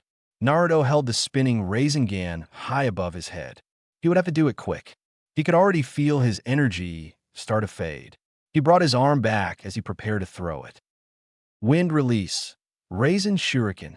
Naruto shouted, bringing the Rasengan forward. Naruto's eyes widened as he felt a sharp pain in his arm. He cried out and faltered in mid-throw, causing the Rasengan to hit the ground in front of him. The ground was sliced and then exploded when the Rasengan hit the earth. Naruto was blown backwards into a tree by the sheer force from the aftershock of the attack. Yuzura gasped when she saw her master hit the tree and sink to its base. Naruto-sama, Yuzura cried, rushing over to the fallen teen. Damn it, it's my arm. Naruto cursed, holding his right arm which had a deep cut in the upper forearm. Blood poured out of the wound, causing his arm to throb in pain.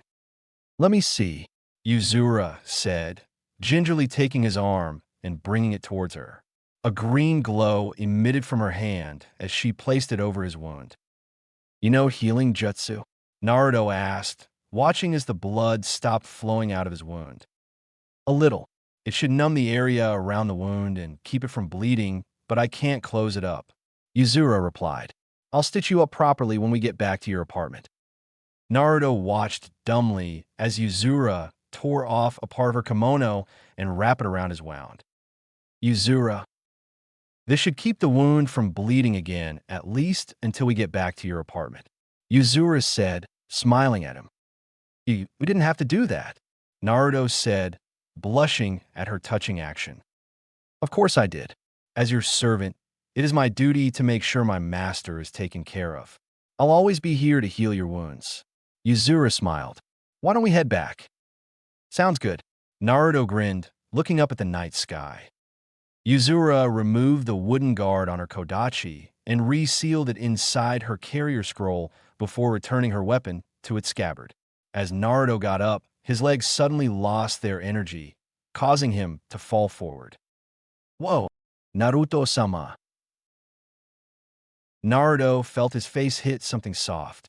He was surprised at the softness of whatever it was he hit, and even more so when he didn't want to leave its presence.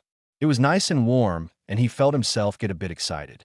The boy sighed contently, momentarily forgetting himself and enjoying this feeling.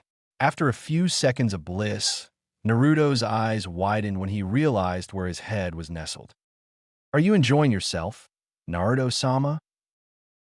Naruto tried to spring away from her, but her hands behind his head kept him in place. The boy blushed. His head was nestled in between Yuzura's chest. While her breasts weren't big, she was certainly more developed than most girls that would be considered in her age group, appearance-wise. It was fair to say that she was at least a C-cup. Sorry about this, Yuzura. I don't mind. The fox girl smiled. Naruto groaned. This was to be expected. The Raisin Shuriken technique required a lot of chakra, and even if he used it once, it still had the capability of draining all his energy. It certainly didn't help that he had fired off 2 Rasengan prior to using the technique. Let's get back to my apartment. Naruto sighed. I don't suppose you wouldn't mind helping me get there without falling down? It would be my pleasure, Naruto-sama. Thanks. Could you let go of my head now?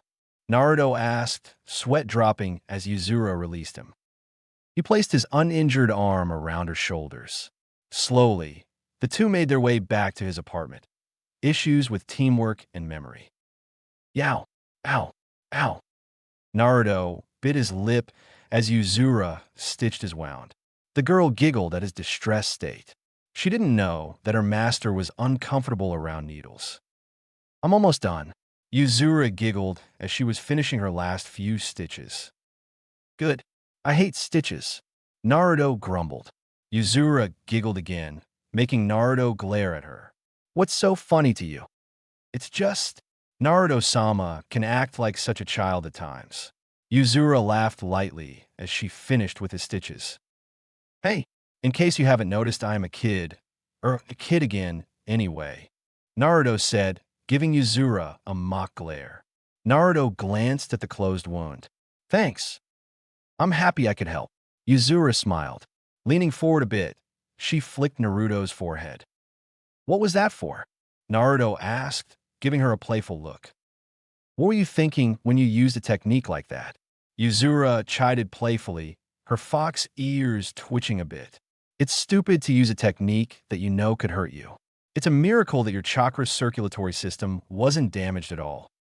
Yes, I'm so lucky. Let's all laugh at the guy who's afraid of needles and stitches and used a technique that could cut off his arm. Naruto smirked, making Yuzura break out into another fit of giggles. It was to see how many of my old techniques were still available to me. A child's body is more limited than a young adult's, you know. I suppose you won't be using that technique again then, will you? Unfortunately, no. Naruto sighed. I can probably use other Rasengan techniques, but I can't use my wind chakra without getting hurt. I can probably use the regular Rasengan with wind chakra once or twice, but using the Raisin Shuriken is out of the question. Not only would it drain all my energy, but I'd probably break or sever my arm doing so. I got lucky. Don't make a mistake so early on. They'll greatly influence what happens in the future. The Inari Kitsune warned him, fixing her master with a serious gaze. I know. Naruto nodded, knowing that she wasn't just referring to his arm. If this was how using the Raisin Shuriken affected his body as a kid, he wouldn't be able to use it for a few years. Not only that, but using Senjutsu and going into Sage mode was also out of the question, since he was back to being a kid and hadn't gone through Sage training yet. Naruto knew he couldn't balance his physical and spiritual energy with natural energy. Even if he could, he would still need the special toad oil found only at Mount Mayaboku that allowed natural energy to enter his body. He hadn't even made a summoning contract with the toads yet. Plus, he doubted he could achieve Sage mode as a kid anyway. If he could, he'd be able to fire off Raisin Shurikens like no tomorrow without any fear of getting hurt. Putting techniques that were currently unavailable to him aside, Naruto thought about the people he could trust with his memories. He had many prospects before, but he had narrowed down the candidates since Yuzuru warned him about who he shared his memories with. He could count the number of candidates with one hand now. Speaking of which, he had already met with one of them. Yuzuru, I may need your help tomorrow, Naruto said solemnly, looking into her violet eyes. Ah, do you want to share your memories with someone? The girl asked, her fox ears twitching and ready to listen to his words. Yes, I've thought long and hard about who can really help us. Naruto replied. I've decided who I want to share my memories with. The people he had in mind numbered no more than 5. Yuzuru could see why he picked the people he did, but some of them could prove to be a little bit of a gamble. I see. You're absolutely sure? I can't erase their memories if you change your mind. Yuzuru warned. I know. I'm confident in the people I've chosen. They're people who I know I can trust with my life and help me change things. They trusted me in my past life, so why should now be any different? Naruto reasoned. The boy sighed and climbed into bed. Yuzuru took the futon again. Naruto turned out the lamp. Will you be requiring a breakfast tomorrow, Naruto-sama? I'd like that, if you wouldn't mind making me one. Naruto smiled through the darkness. There was no way in hell he was skipping out on another delicious home-cooked meal for some test. There was no reason to starve himself, since he already knew what the test was. Of course not, came Yuzuru's cheerful reply. Thanks. By the way, yes. You're a really good sparring partner. Naruto grinned. Would you mind fighting me again sometime? If that is what Naruto-sama wishes, I'd be happy to. Yuzuru smiled. Maybe I could teach you how to use a sword as well. Ah, maybe you could. Naruto chuckled as he closed his eyes. That was actually a pretty appealing prospect when he thought about it. Good night, Yuzuru. Sweet dreams, Naruto-sama. Naruto smiled. While he was looking forward to some much-needed rest, there was one more thing he had to do before going to bed. There's one more person I have to talk to. He opened his eyes. Naruto smiled as he looked around the dark, metal hallway with pipes above. Ankle deep in water, he stared up at the giant cage in front of him. Hey Furball, you awake? Naruto called out. 2 giant red eyes looked at him through the cage. The eyes that belonged to the 9-tailed demon fox, the Kyubi no Yuko. You? So, do you remember anything? Naruto asked, raising an eyebrow. A rumbling chuckle came from the demon sealed inside the cage. You really fucked up, didn't you, kid? Naruto smirked. He chuckled lightly to himself. I suppose we did. We? Naruto looked up at the demon fox, catching his annoyed tone. The fox was glaring down at his host. His good humor had vanished. Naruto grimaced. His optimistic attitude had been crushed by the demon in less than 2 seconds. I had nothing to do with that little plan of yours. The plan that worked so well, might I add. The Kyubi growled, chuckling a bit near the end. The Jinchuriki held his ground, glaring back at the demon inside him. And here he thought that after having his soul eaten by the 10-tailed beast and having his body become nothing more than a mere puppet for Madara to use, would have made the fox a little bit more cooperative. The demon's tone and attitude had Naruto more than a little irked. Not to mention his little jab had hurt him more than he'd admit. "We have to work together," Naruto said, putting a leash on his anger towards the fox and try to make peace instead. "Do we now?" "I need your help," Naruto said solemnly. "You need him? Why help?" "There's a surprise." The QB laughed sarcastically. "When haven't you needed my help? You know what's coming. You know what will happen if we don't do anything," Naruto said, clenching his teeth as he tried to contain his anger. "Please, for both our sakes, we need to work together this time. How about I see you grovel a bit then?" QB purred, his laughter echoing in Naruto's ears. "Go on, mortal. Get on your knees and beg me to help you." "Cut the crap," Naruto screamed, letting his anger loose and slamming his fists against the bars of the QB's cell. He ignored the demon's threatening growl and glared up at the demon, not even bothering to hide his furious expression. "We both died last time. You need me just as much as I need you." "Don't flatter yourself," the QB scoffed. "I have never needed you. Were it not for this seal and my forced imprisonment, there would have been a lot less trouble for the both of us. In some ways, I envy Sambai for the few years he went without a host, even if all he did was sleep under a rock at the bottom of the ocean." "That's actually another thing I wanted to talk to you about," Naruto said, his mentioning of the three-tailed demon beast reminding him another point he had to bring up. "I know what you're thinking," the QB said, chuckling to himself.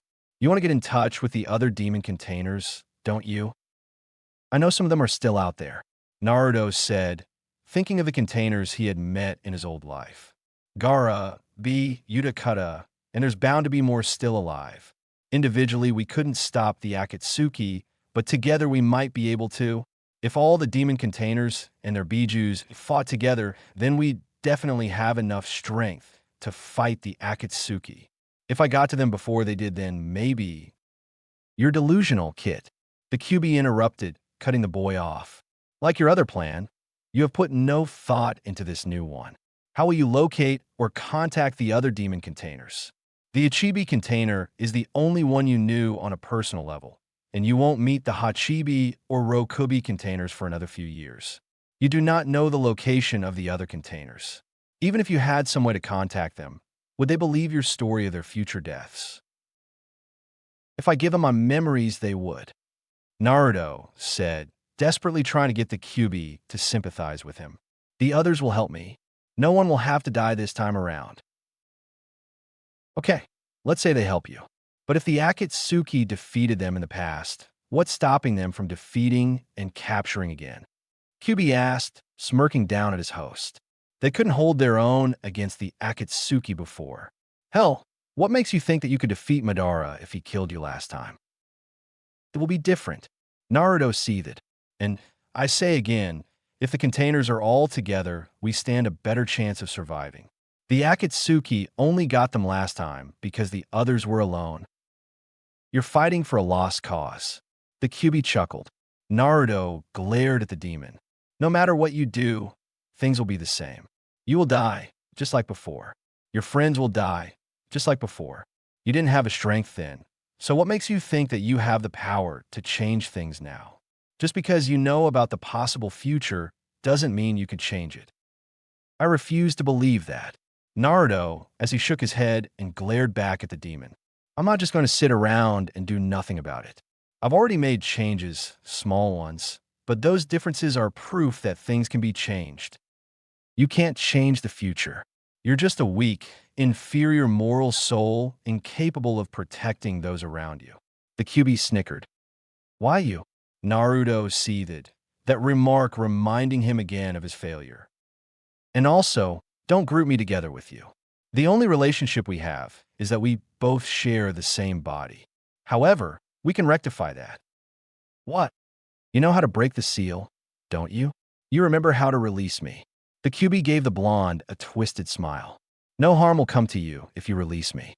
Your body will be yours, and I will regain my old one. It will be best for both of us. You learned the technique in your old life. I'll even do you a favor if you do." "Oh, and what could you possibly do for me?" Naruto glowered. "Release me, Then I'll find Madara and take him out for you. The QB purred. Just think, all your problems will automatically disappear when I kill that insect. What do you say? Naruto just stared at the demon. The QB smirked, thinking he had won the human over. The fox's smugness disappeared when he noticed the corners of his host's mouth twitch. You're joking. Naruto smirked at the fox. To the demon's surprise and anger, the boy started to laugh. What's so funny? The beast asked with a dangerous edge to his tone. Look at you, acting all high and mighty. Your arrogance is sickening. Naruto laughed. You're a fucking joke. What was that? It's just funny. You go and tell me I can't change things, but then you turn around and say you'll kill Madara for me, like it's some common chore. Naruto said, glaring up at the demon with a smirk on his lips. I just remembered that plan of mine. You were included in it, weren't you? B and I had released you and Hachibi. We were going to fight Madara together. We thought that two-tailed beast would be able to take him on easy. You had always wanted to return to the real world and get revenge on the one who had used you, but the minute you got out, you ran. You ran the minute you saw Madara. Impudent brat. Demons do not run. QB snarled. Oh, but you did. You came back, but only after B had been killed and the Hachibi's soul had been absorbed. Naruto said, shaking his head. What was it?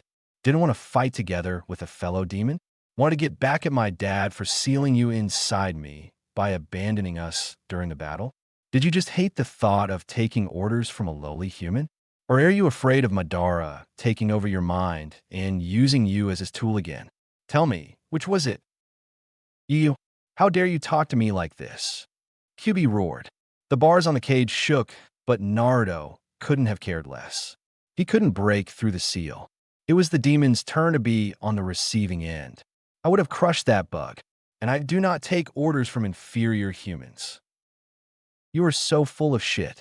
Naruto spat venomously, ignoring the demon's roars. You abandoned us, then came back and got your mind raped for a second time. Hachibi was able to resist the Sharingan's control, but you didn't last more than 5 seconds. You literally just handed your soul over to him. Naruto stared deep into the harsh red eyes of the demon that was inside of him. For the first time in his life, he wasn't afraid to look into those bloody red orbs. You sounded pretty casual when you said you'd kill Madara for me. Naruto said, tell me though, what's to stop him from taking over your mind and using you as a tool, just like before? I would kill him before he got the chance. Sure you would, Naruto said, his voice dripping with sarcasm. You go and tell me I can't change things. You tell me that I'm weak. So then if you're so confident things will be the same for me, what makes you think things will be different for you? You insolent little... I'll use your own words. What makes you think you have the strength to change things now when you couldn't back then? Naruto smirked. Face it, this cage is where you're safest. If I let you out, what's to stop Madara from making you his puppet again? Brat! The QB hissed. Naruto sighed. He suddenly felt his anger and disgust disappear. He hadn't talked about his past life that much, and bringing up and remembering so many memories was actually making him tired. Naruto shook his head and looked up at the demon tiredly. He just remembered he had wanted the demon to help him. QB, you need to throw away that arrogance and pride and face facts. We need to help each other out if we want to increase our chances of survival this time around. Despite what I say, I'm willing to work together. And right now, I think it's your only option. Naruto said, turning away from his demon. I'm not letting you go this time. Until you decide to help me out, you're staying inside that cage and with me. Don't turn your back on me, human. The QB roared again. You're trying to order me around? You're powerless without me. And now you deny me my freedom?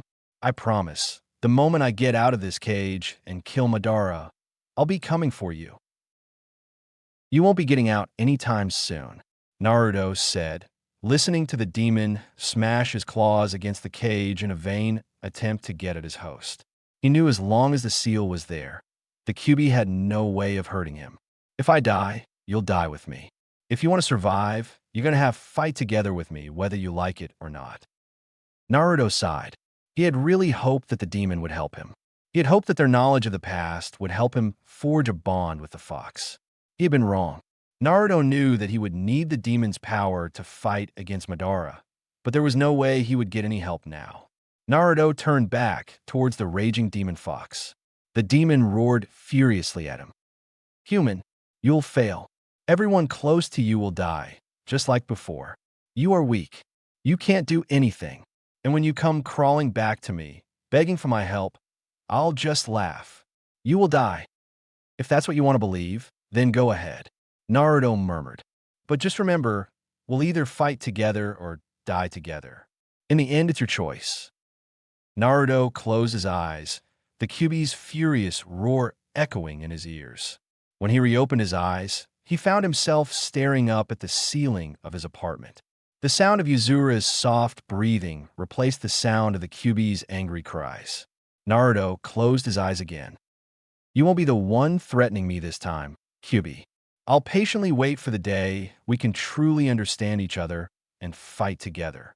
Until that day comes, you'll have to be my prisoner. I can't let Madara get to you this time. Right now, the safest place for you is the cage within me. I hope you change your ways before the day comes for when we fight Madara again. If you don't, then it's very possible both of us will lose our lives for a second time. With those final thoughts, Naruto fell asleep. It was 10 minutes until 7 when Naruto finally arrived at training ground number 1. Sakura and Sasuke had arrived at 5 o'clock sharp, and both looked tired and hungry.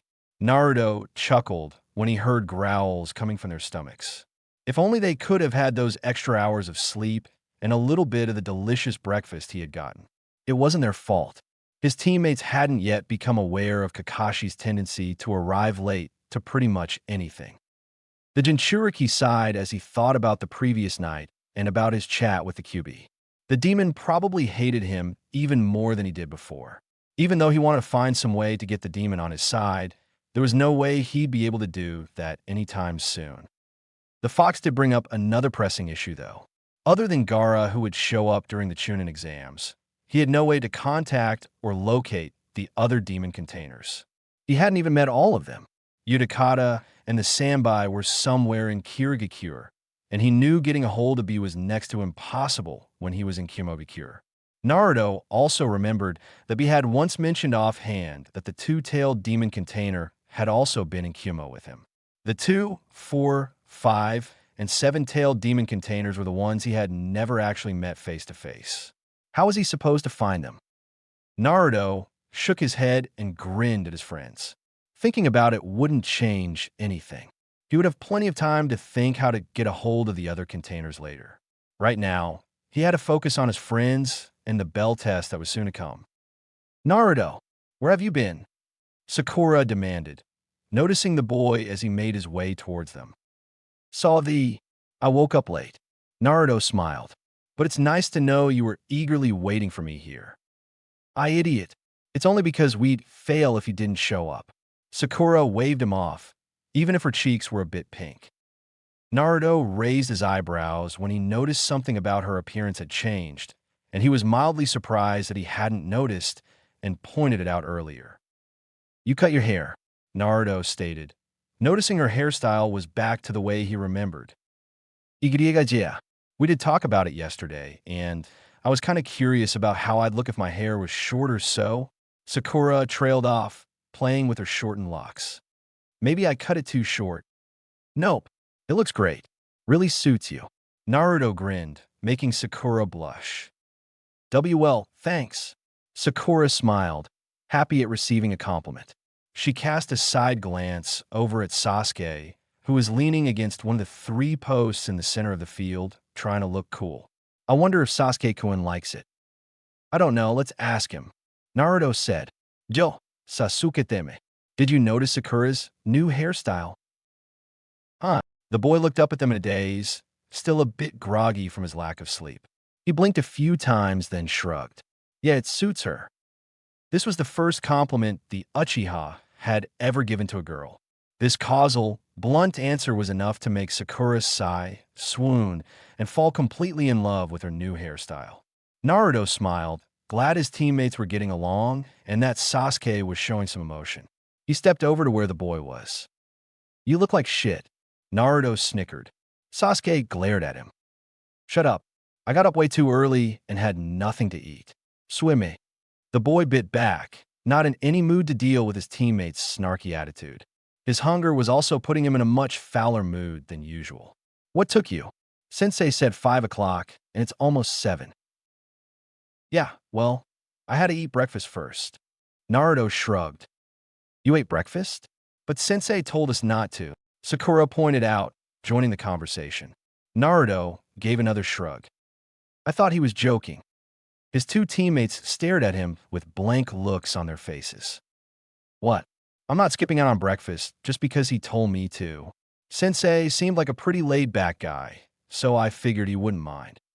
Naruto said defensively. They would have made the same choice if they had the chance to taste his foxy companion's food. Besides, it's not me you should shout at for being late. Do you see our sensei anywhere?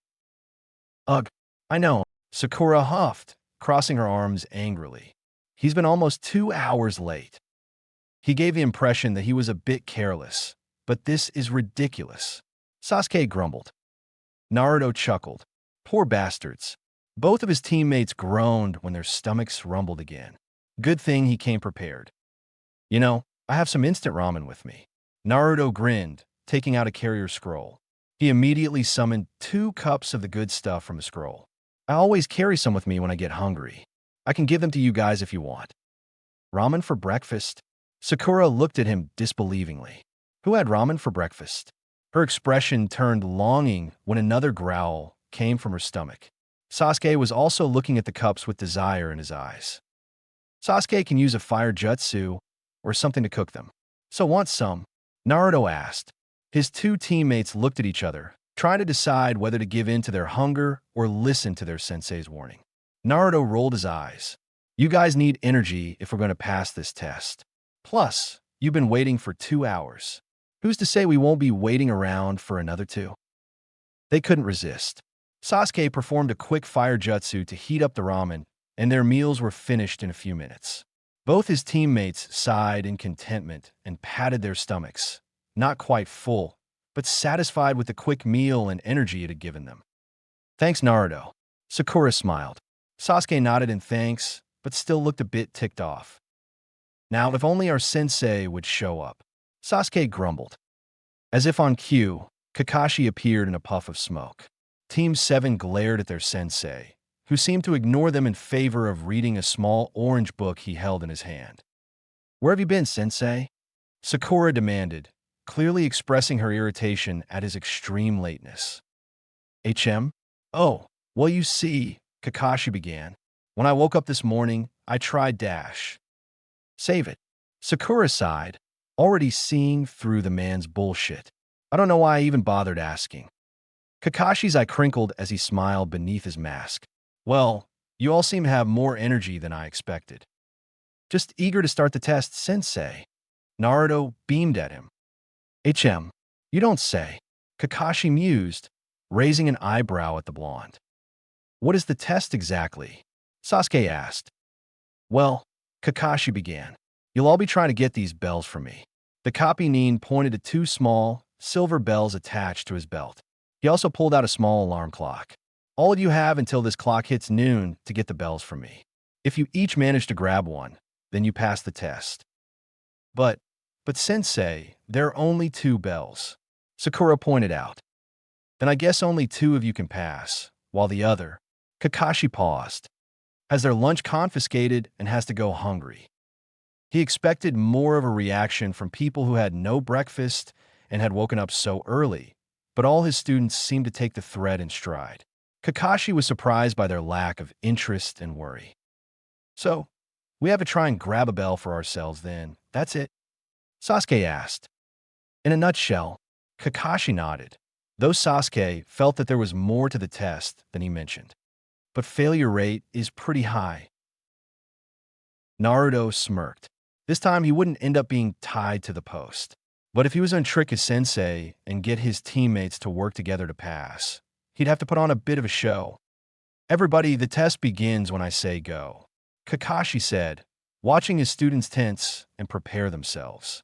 Ready, set, dash. Mimicking his action in the past, Naruto immediately launched a kick at Kakashi's face. The Jonin quickly blocked his attack, twisted his arm behind his back, and held the boy in place. Sasuke and Sakura just stared in awe at the display. I didn't say, go yet, Kakashi said simply, letting go of the exuberant youth. Naruto flashed him a quick grin and stepped back in place between his friends. Wow, Sakura whispered in awe. He's fast.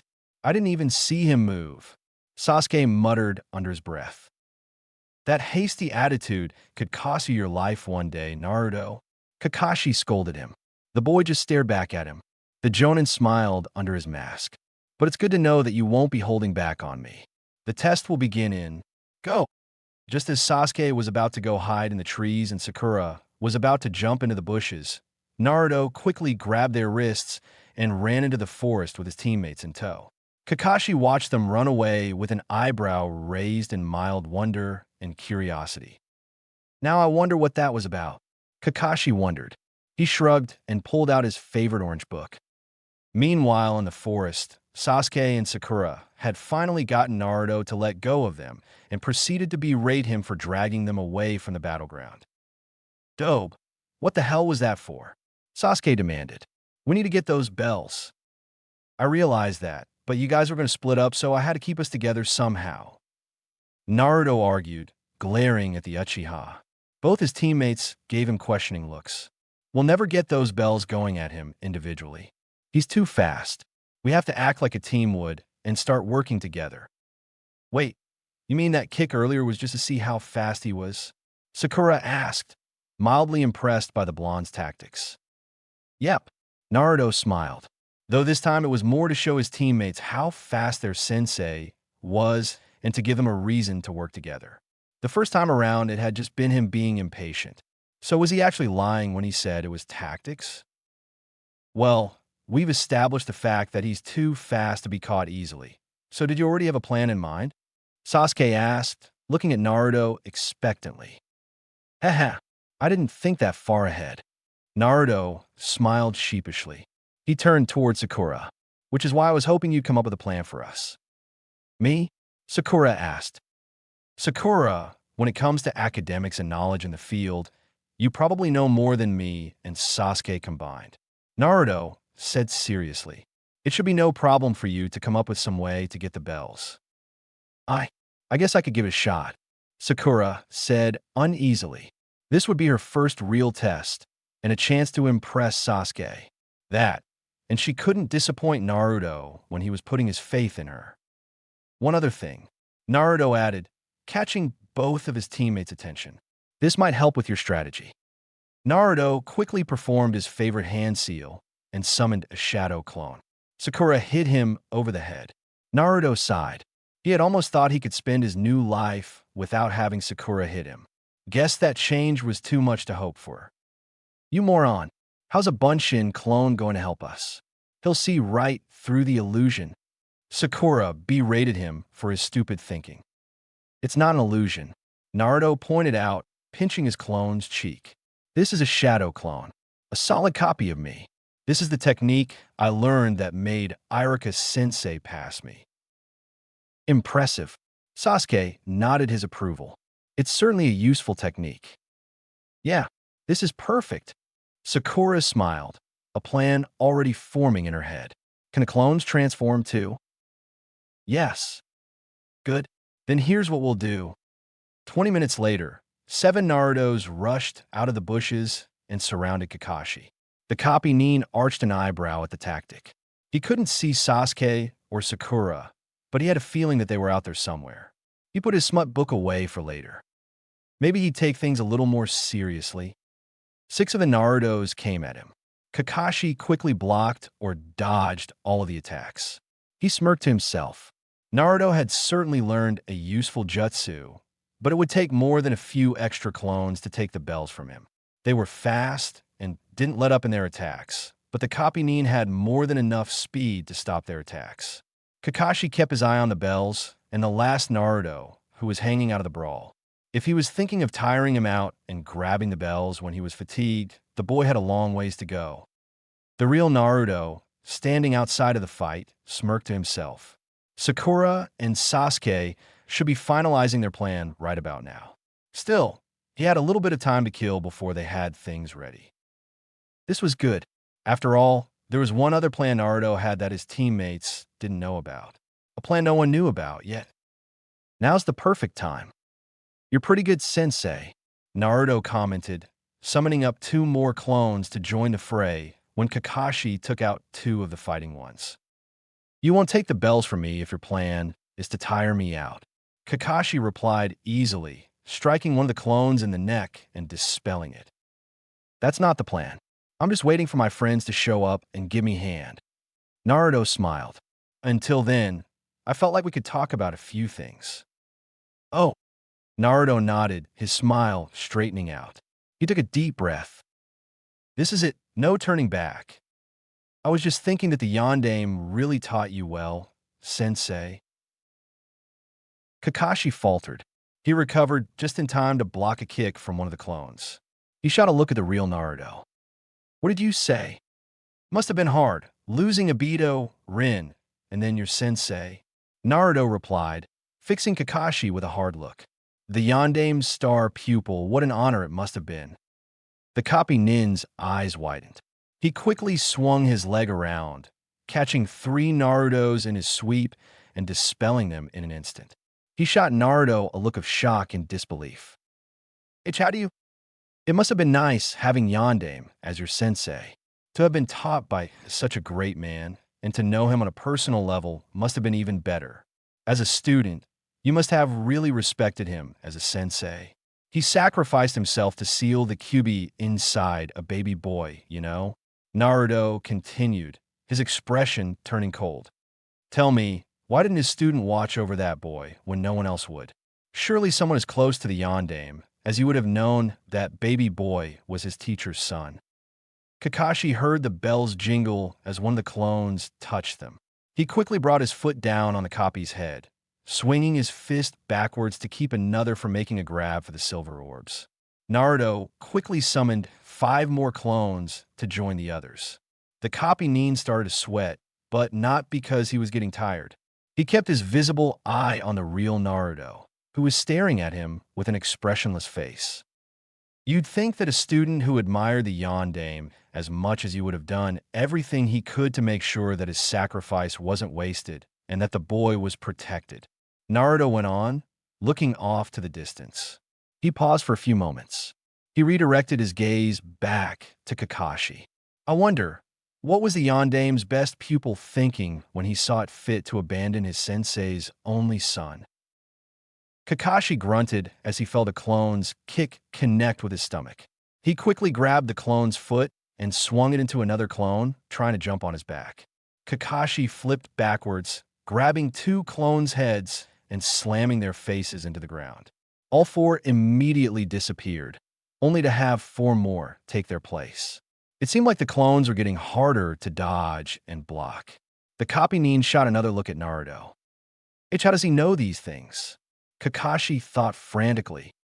Really, I wonder how much easier the boy's youth would have been if he only had someone who had looked after him.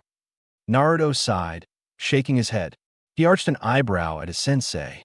Do you think things would have been different if the Yondaime's student had looked after the boy, sensei? The Jonet's eyes widened as a clone caught him in the jaw.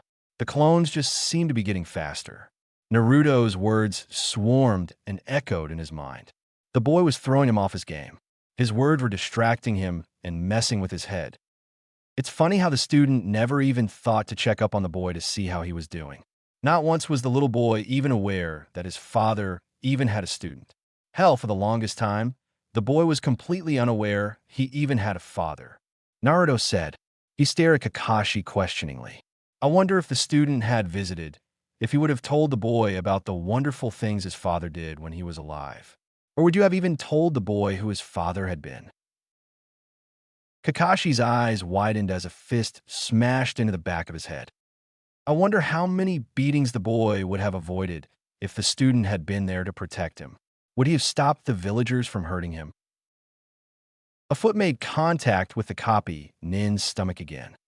I wonder how happy the boy would have been if someone had been there to shield him from all the harsh glares the village residents always gave him. A fist made contact with his face. Kakashi grunted and connected his fist with the clone's stomach. I wonder if the student hated the boy. Did he hold the child responsible for his sensei's death? Kakashi quickly lifted up his headband to reveal his Sharingan eye. He narrowly dodged a clone's fist. Another fist struck his shoulder. I wonder if that student ever thought that the boy, his sensei's son, would become his student years into the future. Kakashi's barely managed to block a clone's kick. I wonder if the Yandame's son ever got a chance to ask the student these questions. A fist smashed into the side of Kakashi's face. I wonder, Sensei. I really do wonder. Kakashi's eyes narrowed as he unleashed a flurry of punches in all directions. All the clones disappeared in a puff of smoke. Kakashi was left in the center of the field, panting and sweating. He quickly covered up his Sharingan. He slowly raised his head to look at the boy who was staring back at him with a sad expression. "And Naruto," Kakashi stammered. His mind was in a state of chaos. "I am Minato and Kushina's son, Naruto Uzumaki. Though, you already know that, don't you, Sensei?" "I know you." Kakashi rubbed his temples. His brain was working and trying to find an explanation for how Naruto knew all these things. Unfortunately, he couldn't think of any reason that made sense.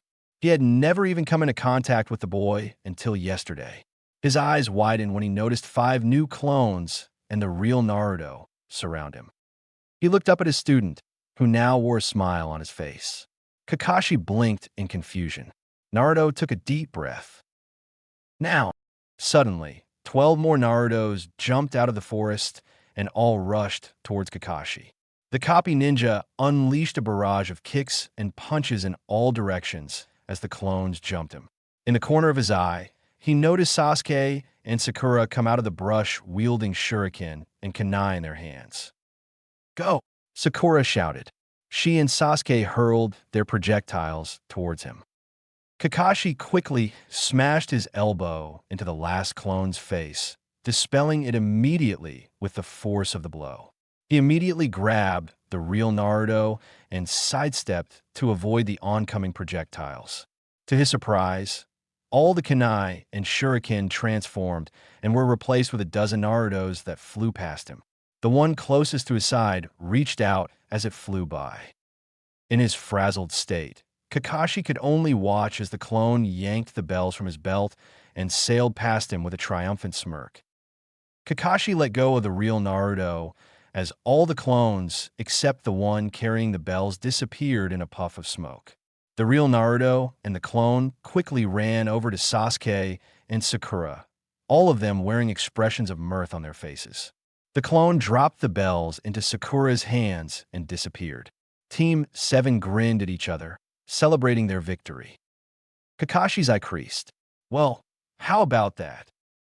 Sakura stared at the 2 bells in her hands for a moment. She quickly threw the bells to the ground and crossed her arms, her 2 teammates mimicking her action. "We're a team. If one has to go hungry, then we all go hungry." Sakura smiled, her teammates nodding in agreement. Kakashi sighed. He put aside his troubling thoughts so he could give the verdict. He managed a small smile for his students. "You all pass," Kakashi announced. "Yes," Sakura cheered, jumping up and down in joy. "My plan worked. It really worked." "What are you talking about?" "Of course it worked." Naruto grinned, whooping excitedly. "It was genius. It worked and we passed. That's all that matters," Sasuke said, smiling coolly. "It was a good plan." Yep.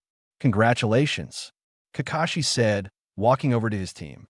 His eye crinkled again for another smile. "At least you know how to work as a team. Welcome to the life of a ninja, kids." "So, what happens now, Sensei?" Sakura asked curiously, her smile not leaving her face. "We go on missions now," Kakashi answered, his eyes moving over to Naruto, who was grinning widely at his team. Some are jobs inside the village, while others will take us outside the village. Many missions could turn out to be dangerous, but I'm sure it's nothing you three won't be able to handle. That's great and all, but instead of thinking about that, how about we all celebrate? Naruto suggested, smiling at his teammates. Let's go to Ichiraku's and have a celebratory ramen feast. Dope. Is there anything else you eat besides ramen? Sasuke asked, smirking at the boy. Not if I can help it, Naruto replied with a grin. Let's go, Sakura said, smiling happily. The girl left the training ground, skipping towards the exit. Sasuke followed close behind with Naruto tailing after them. He would have caught up with them quicker had someone not held him back. Naruto. The boy halted when he felt a hand on his shoulder. Naruto sighed, losing his smile as he turned around to face his sensei. He looked up at his teacher, who stared down at him with eyes full of questions. Naruto smiled softly at his sensei, whose expression was sad and desperate. Though he was usually calm and collected, Kakashi couldn't contain himself this time. He wanted to ask all the questions he had in one breath. How did you know about my sensei? How did you know about my teammates? How did you know Dash? Kakashi-sensei. Naruto interrupted him, holding up his hand. Not now. But 6. Naruto interrupted him again, silencing the man. 6 o'clock this evening, right here. I need time to think about how I should explain everything to you. Don't be late, because I'm not going to wait around for you. Got it? Yes. Kakashi nodded. He realized that he needed time to think too. Right. Naruto grinned at his teacher. See you later then. Kakashi watched as the boy ran away to join his teammates at Ichiraku's for their celebration. The copy-nin groaned as he rubbed his forehead. His head hurt from all the questions he was dying to ask.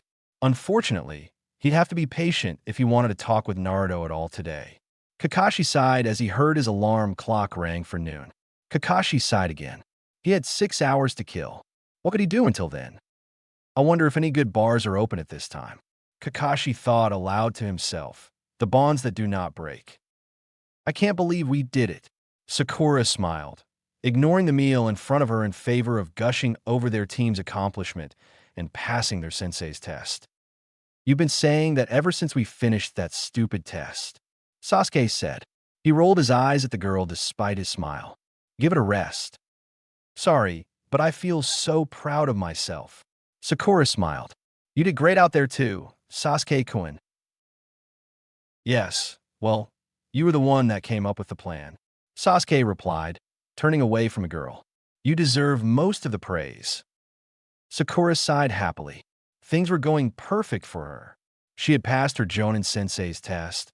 Her team got along fantastically, and she was finally starting to get respect from Sasuke. If this was all some dream, she never wanted to wake up. She broke out of her happy thoughts when she noticed her other teammate didn't seem as happy about their accomplishment as she and Sasuke did. Sakura frowned, staring at her blonde teammate who sat to her left, not digging into his ramen with his usual vigor. It was Naruto's suggestion to go to Ichiraku's to celebrate passing their test, but he seemed to be less excited than he had been before. Naruto was just sitting in his seat, quietly eating his meal with a thoughtful expression on his face. To tell the truth, Sakura found herself a little annoyed by his lack of enthusiasm. Naruto, is something wrong?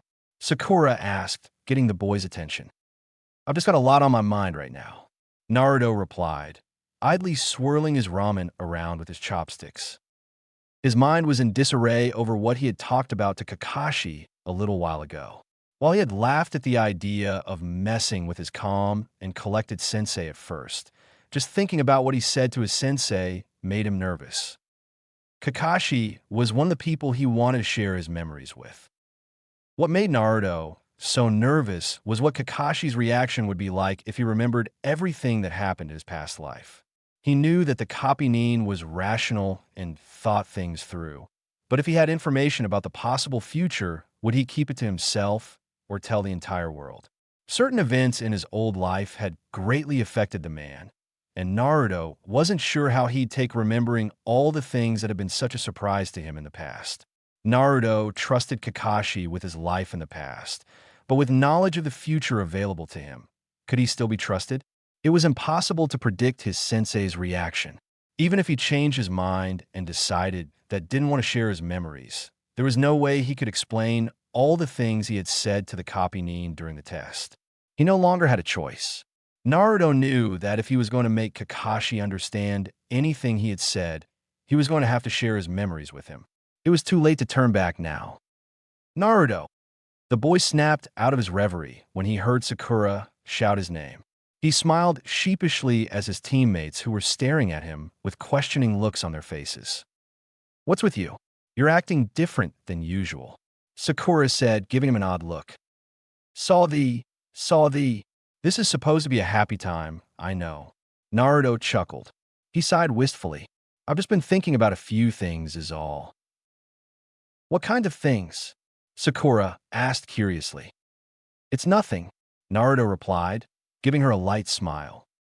Of course, they didn't know what was on his mind. They couldn't know. They hadn't heard his conversation with Kakashi at the training grounds. If they had, they'd be asking a lot more questions. It's not like he could have explained it to them anyway. "Are you worried about the missions we'll be doing?" Sasuke asked calmly, taking a bite out of his meal. "I guess," Naruto answered, lying through his teeth. If anything, he should at least give them a fake reason so they wouldn't ask too many questions. "You don't need to worry about that," Sasuke said as he continued to eat his meal. "After all, you've got us with you." Naruto stared at him. "Yeah, missions will be dangerous, but as long as we stick together as a team, I'm sure we'll pull through okay." Sakura smiled at him. Naruto chuckled. "Dangerous, if only they knew. We're friends, right?" The demon container's eyes widened when he heard the words come out of Sasuke's mouth. Naruto stared at the Uchiha, who made a point of only focusing on the meal in front of him. "Friends look out for each other," Sasuke went on. "So don't worry about the missions we'll be doing, scaredy cat." Naruto smiled at his team. Already, they had regained the bonds he thought he had lost in his past life. If Sasuke could give a motivational friend speech when he was feeling down, then maybe sharing his memories with Kakashi would turn out okay after all. "Meh, I'm not so much worried about myself, so much as I'm worried about you." Naruto smirked, making Sasuke raise an eyebrow. The pretty boy is always the first to go. "Funny," Sasuke replied, giving him a low chuckle. "Let's just take this time to celebrate," Sakura said, also giggling at Naruto's joke. "You can worry about missions later, Naruto." Naruto nodded and dove into his meal. Sasuke and Sakura nodded at his vigor, glad he was back to normal. The blonde was truly grateful for his friend's words. It gave him hope for the future. "Things will turn out better this time. I know it." He. Kakashi stared at the glass in front of him. It was his first glass of beer, and he hadn't so much as touched it yet. Kakashi sighed. He knew he'd have to be sober if he was going to listen to Naruto's explanations, whatever they might be. The copy Nin glanced at the clock that was perched high on the wall inside the tavern. 4 hours left. Kakashi grumbled to himself. Kakashi was a veteran ninja who had been trained to control his emotions and show no emotion unless the situation called for it.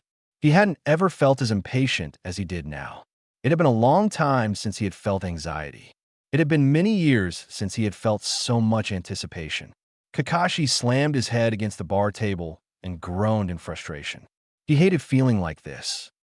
I had no reason to abandon him. Kakashi whispered to himself.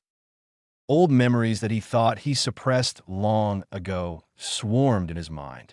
There were so many things that he could have done in the past to help Naruto, but he had ignored him. He had never even met with the boy until yesterday. I wonder if Minato-sensei would forgive me. Kakashi asked himself quietly. Would he forgive him for abandoning his only son? Kakashi shook his head. Was it wrong to forget things that were only painful to remember? Hadn't he suffered enough already? He had thought that he'd never have to deal with painful memories of his sensei and team ever again. It was what Kakashi thought was best. But now, his memories had come to bite him in the back. Naruto was just one big reminder of the past. No, I'm sure he suffered too, Kakashi murmured. It was selfish of Kakashi to think that he was the only one who had suffered. He knew how the villagers treated Naruto, and Naruto knew that Kakashi had known about him but ignored him. The question was, would the boy ever forgive him? If he doesn't, I'll have to find some way to make up for it, Kakashi said quietly to himself as he stood up. Sitting in here accomplished nothing. He left with his drink untouched.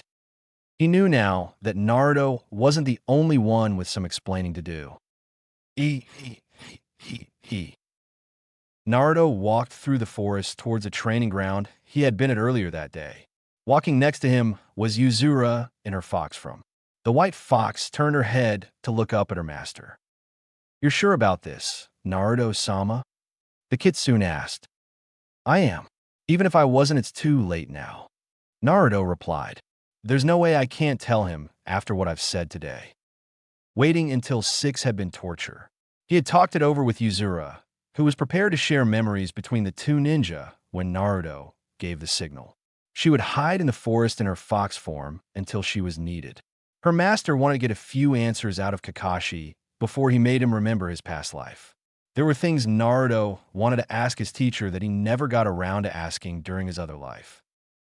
"All right, I'll call you when the time is right," Naruto relayed to his servant. "Understood. I'll be close by," Yuzura said, bounding off into the bushes. Naruto stepped out of the woods and into the clearing. It didn't take long to spot his sensei leaning against one of the 3 posts while reading his favorite orange novel. The moment he saw Naruto, his book quickly snapped shut. Kakashi looked up at his student wearily. Naruto smiled a bit. It would appear that his sensei was anticipating this chat just as much as he was. "Good evening, Kakashi-sensei." Naruto smiled. "To be honest, I'm surprised that you arrived here on time." "I couldn't really afford to be late this time, could I?" Kakashi replied, his eye crinkling in a smile. They stood in silence for a while. Kakashi stared at his student with a serious gaze while Naruto looked right back. Tension was thick. They both had questions, but neither was sure how to go about asking said questions. "So, how should we start this conversation?" Naruto asked curiously, breaking the silence. "Should I start? Or do you want to go first?" "You ask the questions for now." Kakashi sighed, surprising Naruto with his answer. He chuckled a bit at Naruto's puzzled expression. "I've ignored you for a great number of years now. You deserve answers more than I deserve to ask questions." "All right then." Naruto nodded, smiling lightly at his sensei. "I don't have a lot. A few questions should be enough for me." Naruto sighed, fixing his sensei with a serious gaze. "First, I'd like you to tell me about my father, Minato Namikaze, the 4th Hokage. How did you feel about him?" "He was the man I respected most. He was my role model," Kakashi said, sighing as he remembered his dead teacher. "He always put others before himself. Even before he became Hokage, he was always looking out for the well-being of the village. He was what I considered to be a true ninja." "I see. I never knew much about my father or my mother." Naruto sighed. "You knew Kushina Uzumaki, right?" "Of course. Minato's sensei loved her dearly." "Then you knew my last name belonged to her." Naruto pointed out. "You already knew that I was Minato's son, but even if you didn't, you should have thought that the identical last names were more than just coincidence." "I know." Kakashi sighed. "Your mother Kushina was a member of the Uzumaki clan whose home was Yuzushiobikyur, the land of whirlpools. It was destroyed during the Great Shinobi War, and with it the Uzumaki clan. The fact that you had the same last name was no coincidence to those who knew of the clan in Whirlpool. Mom was one of the few survivors, but she took the last name Namikaze when she married Dad," Naruto said, nodding to himself. "People forgot about the village and its dead residents. But if you knew me, then why didn't you help me? Why didn't you take care of me?" Naruto stared at Kakashi. This was the one question he had been wanting to ask the most. "I was afraid," Kakashi murmured quietly. Naruto looked at him expectantly, waiting for him to continue.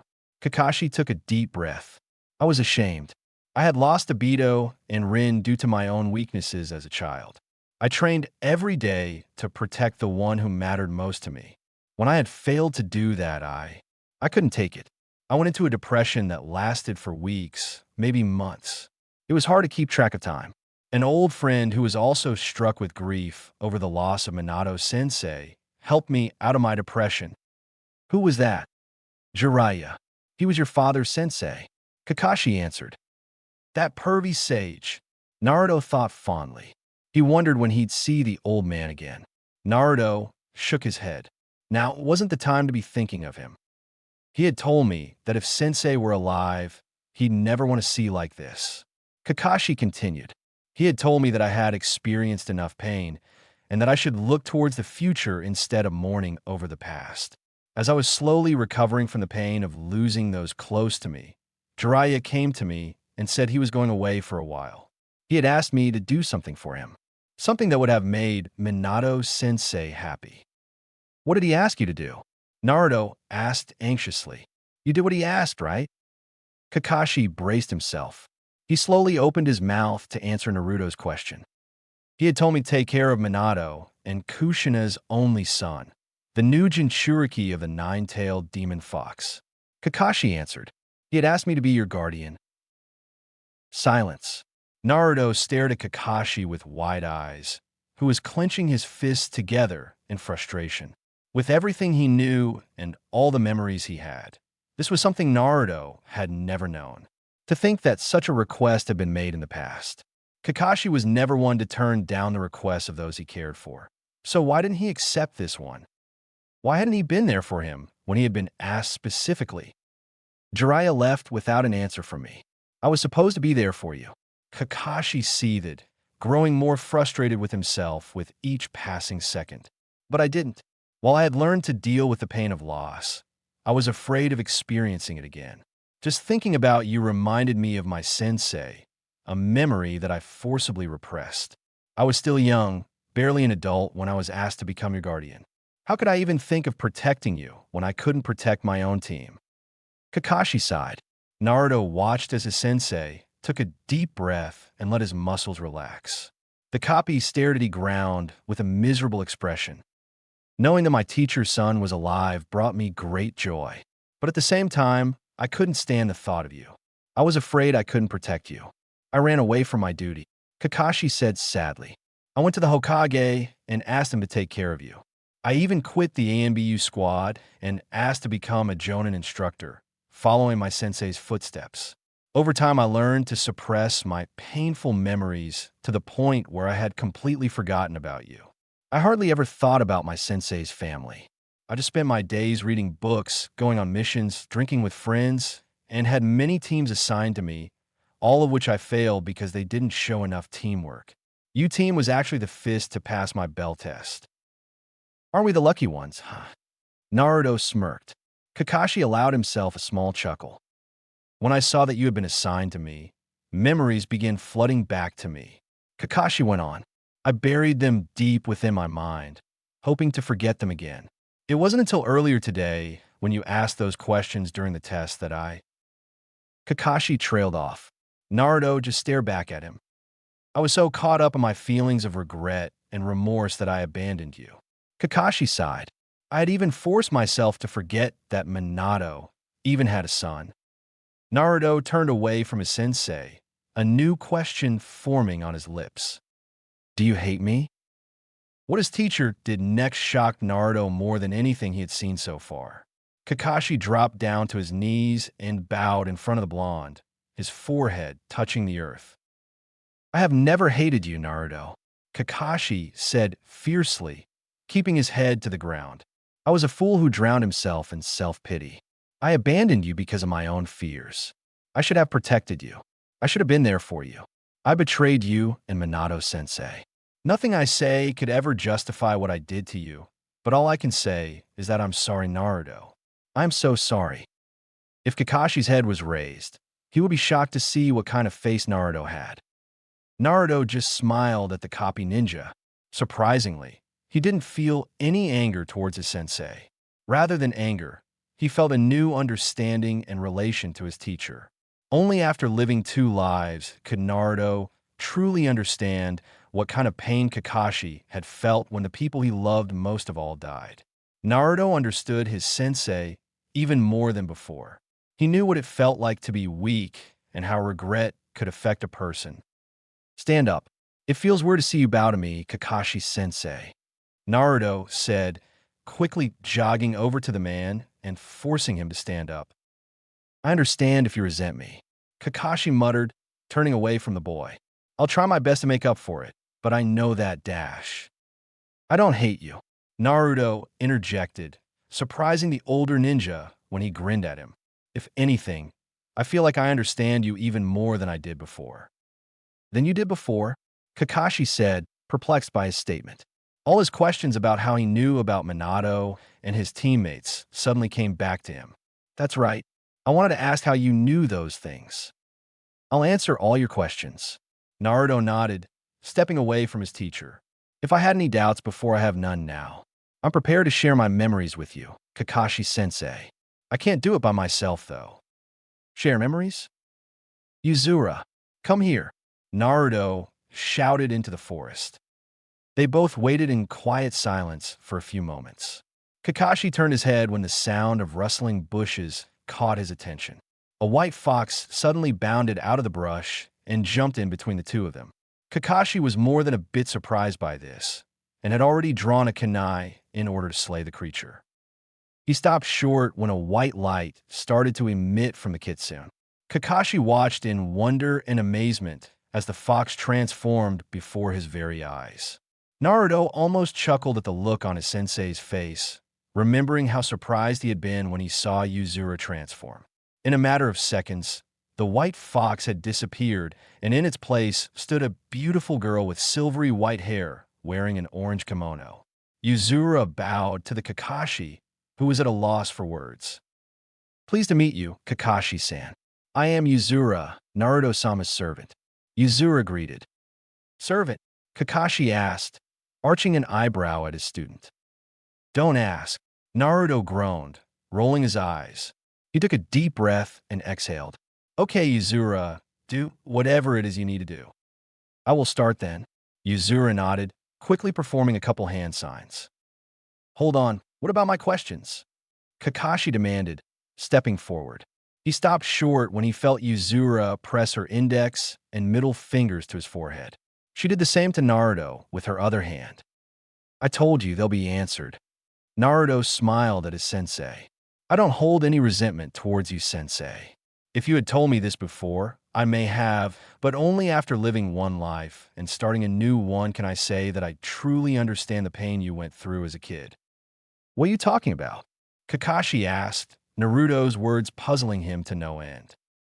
You will now experience life through another's eyes. Uzura cut in, closing her eyes as a green glow emitted from her fingers. Naruto-sama has decided to share his memories with you. Remember your past life. Kakashi-san. Past life.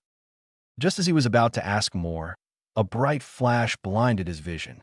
Suddenly, his mind started feeding him a variety of images. All the pictures had him doing things he never experienced. Memory. Remember, Kakashi-san. Uzura whispered, taking her hand back from him. Kakashi dropped to his knees, clutching his head as new memories flooded his mind. It was like something had burst inside his head, letting loose all these memories of another life he didn't know he had lived. He saw his students, Sasuke leaving, unlocking his Mangekyo Sharingan, fighting the Akatsuki, fighting and nearly getting killed by Pain, fighting Sasuke, protecting Naruto from Madara, and then it all ended with his death. One memory stood apart from the rest, though. The night before they had gone to fight Madara. XXXXX. Jo, Naruto. Kakashi-sensei. Naruto stopped walking as his sensei gave him a lazy wave, marking his page in his favorite novel of Aika, and placing it in his pocket. The moon was high above their heads. The streets of Konoha were surprisingly vacant. Kakashi's visible eye crinkled as he smiled at his student. Should you be up this late? You've got a big day tomorrow, Kakashi said merrily. The way you say that makes it sound like tomorrow's battle is no big deal. Naruto chuckled softly as he looked up at the stars. I just needed some time to think. I needed to go for a walk. Ah, the Rokudame needs time to clear his mind before the battle. Kakashi smiled, making Naruto smile a bit when he mentioned his future title. Anything you want to get off your chest? I'm all ears. That's okay. I prefer it if I could think things over by myself for now. Naruto replied, stepping past his teacher. It will be the hardest battle I've ever fought. I need to stay focused. I need to be strong. Even if it costs me my life, I'll make sure no one dies tomorrow. You've grown up, Kakashi remarked, making Naruto stop again. You've grown into quite the ninja, Naruto. Thanks for saying so. Naruto smiled gratefully. But I couldn't have gotten to where I am without my friends or your help, Kakashi-sensei. Your father would have been proud of you. Kakashi said softly. Naruto's eyes widened in shock as he turned towards his teacher. You knew my father? Naruto said in disbelief. I never told you? Must have slipped my mind. Kakashi smiled lightly, turning to face his student. Slip your mind. Naruto deadpanned. And you remembered just now? I was actually your father's student. Kakashi smiled, making Naruto's jaw drop. Why, you're kidding. Seriously, I didn't tell you. Kakashi laughed. My, aren't I the forgetful one? Kakashi-sensei, why didn't you tell me? Naruto demanded. If you were my dad's student, you must have been close. You must have known I was his son. Why didn't you tell me before? I really had forgotten. Kakashi shrugged, while Naruto stared at him disbelievingly. Kakashi turned away from his student. Sometimes you force yourself to forget painful things. Kakashi-sensei? His teacher just smiled apologetically at him. Kakashi looked up at the stars. Would you like to hear more about me and your father? Naturally, Naruto said yes. Kakashi went on to tell Naruto of all his adventures with Minato and being a part of his team. He told Naruto about Obito Rin, how he got his Sharingan eye, fighting in the war, becoming an ANBU, about Naruto's mother, Kushina, and about his own relationship with his father. Naruto saw a side of Kakashi he had never seen before. All the things Kakashi was saying about his dad made him feel proud to be his son. All the things he was learning about Kakashi made him feel like he understood his sensei better. Wow, my dad was a pretty great person, wasn't he? Naruto smiled. One of the greatest. Kakashi replied. And now I know why you're always late to everything and how you got the Sharingan. Naruto grinned at his sensei. It turned into a sympathetic smile. It must have been hard to see him die. Yeah, Kakashi smiled a bit in remembrance of his old teammate. So, you didn't tell me about my dad because it was too painful for you to bring up? Naruto asked quietly. I'm sure that's one of the reasons. Kakashi replied, surprising Naruto a bit by his answer. The copy Nin let out a small chuckle. But really, what difference would it have made if I had told you who your father was? It would have been cool to brag to people that I was the son of the fourth Hokage. Naruto grinned. Kakashi gave a low chuckle in response. Naruto frowned. But why did you decide to bring it up now? What's the point in telling me you were my dad's student if you never bothered to mention it before? Obito died with regrets. Kakashi said with a small sigh. Naruto raised his eyebrows at the man. He wished that we had more time as friends, and he never got to confess his feelings to Rin. I just felt that if I died tomorrow without telling you that I knew your father, I'd regret it. Huh. Naruto just nodded to Kakashi's response. He honestly didn't know how else he should respond to what his sensei had said. Naruto looked up at the starry sky. Ero-sensei once said that when one dies, they shouldn't have any regrets. I wonder if I'll have any regrets when I die. I certainly hope not. Kakashi said, it's best to get things off your chest while you still have the chance. You never know when the next day is going to be your last. That's true, Naruto said. He smiled at his sensei. But I'm not going to die. Too many people are counting on me. I have to show everyone what the next Hokage can do. Your father would be so proud if he could see you now. Kakashi smiled at the youth.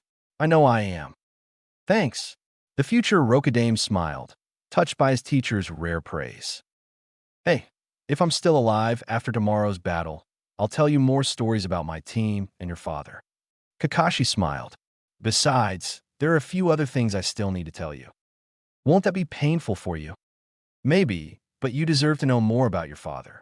I'm just willing to brag about all the adventures I had with him back when I was young. Kakashi smirked underneath his mask.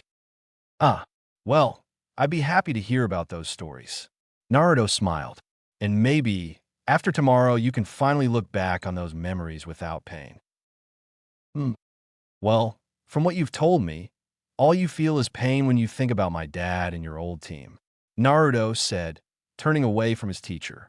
When I think about all the fun times I had with Sasuke and Jiraiya, I'm not hurt by thoughts of their betrayal or death. Rather, I find myself smiling at the fun times we shared together. Naruto, Naruto turned his head back and grinned at his sensei. I hope that one day you'll be able to look back on those days with a smile. Naruto grinned. Kakashi just stared at his student. As he did so, he could have sworn that he felt Obito, Rin, and Minato smiling at him from behind Naruto's back. The copy Nin just laughed and smiled at his student. I hope so too. The next day, Kakashi had confronted Madara with Naruto. Kakashi had protected Naruto. The copy ninja had taken a fatal blow from the ancient Uchiha when he punched through his chest. As his life bled away, Kakashi smiled and thought about all the warm memories he had shared with those close to him. Then he died. XXXXX. Naruto looked down at his sensei silently. Yuzura stepped behind him, also fixing Kakashi with a serious gaze. The copy's Nin harsh, ragged breathing slowly subsided as his mind finally calmed down. Kakashi slowly stood up, meeting Naruto's gaze. The young ninja looked at his sensei expectantly. He felt anxiety build up inside him. Now he would get to see how Kakashi would react. Would he be all right? Kakashi just stared at his student as his mind sorted itself out. All his old memories fell into place. He felt himself relax and loosen up. He raised his eyebrow a bit when he noticed Naruto fidgeting in place, waiting for some kind of response. Truthfully, Kakashi wasn't quite sure what to say. Naruto stiffened when the Jonin brought a hand up to adjust his lopsided headband. What was that? Kakashi wondered aloud. Naruto smiled lightly at him. Sit down, Kakashi-sensei. Naruto smiled as sat down on the grass. I'll explain everything. Naruto spent the next hour explaining everything that had happened to his sensei. He told Kakashi everything that had happened starting from his reunion with his parents in the Netherworld to sharing his memories with him today. Kakashi just sat through it all, nodding occasionally in understanding. Naruto didn't stop there, though. He told Kakashi about his plans to change the future too. He told him about the talk he had with the Kyuubi and his plan to bring the other demon containers together. He told Kakashi about Yuzura and who else he planned to share his memories with. Kakashi just listened to him, not saying a word. After Naruto was done, he gave Kakashi a few moments to let it all sink in. You got a lot of work to do, Kakashi replied after a few moments of silence. You think I don't know that? Naruto said, scoffing at his sensei a bit. Naruto played with the grass under his fingers. Changing things won't be easy, I know that. That's why I'm worried. To think all that happened and to know we have a second chance to do things over. Kakashi trailed off. I'm still having trouble believing it all, Naruto admitted. I mean, I saw you die in my past life. You couldn't even imagine what it felt like to see you alive again. I think I understand a bit, Kakashi said, turning towards the boy. After all, I've got my memories back now too. Hell, I met with people today I saw die in our other life. It's all pretty unbelievable. Naruto nodded to himself. Now, for the moment of truth. He turned towards his teacher. What are you going to do now? Naruto asked anxiously. What do you mean by that? Kakashi asked his student. Well, you know what's going to happen in the future, don't you? Naruto asked, fidgeting nervously as he spoke. Don't you want to try and change things yourself? Don't you want to tell anyone about the Akatsuki or Madara? You know about my plans, but don't you disagree with them? I mean, why listen to me when you could change things on your own too? Kakashi stared at his student. He could tell the boy was worried. Kakashi smiled at his student. Naruto was afraid that he didn't have his trust. Naruto, I made many mistakes in my past life too. Kakashi sighed, looking up at the orange sky. The sun was already setting. I don't just mean with my old team. I blame myself for letting Sasuke go. I felt like I helped make him think he had to be the strongest in order to fight Itachi. I didn't show you the attention I should have when you were a kid. Minato would have probably been ashamed of me if he knew, and Kushina would have killed me if she had known what I had let happen to you. This earned a small chuckle for Naruto. But I'll stand behind you this time. I won't abandon you like I did all those years ago. Still, don't you want to dash? Naruto stopped talking when he felt Kakashi's hand on his head.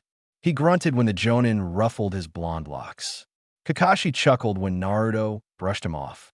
The man smiled at the Jinchuriki. Naruto, I trust you, Kakashi said fiercely. Naruto stared at him. I'll help you. I'll do whatever I can to help you change the future. I know you'll succeed this time. I'll be here to support you and give you guidance whenever you need it, I promise.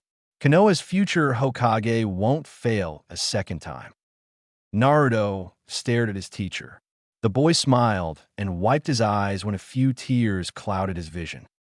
Thank you, Kakashi-sensei. Thank you. Naruto grinned. That's what I'm here for. The white-haired man smiled. He gave Naruto a light shove.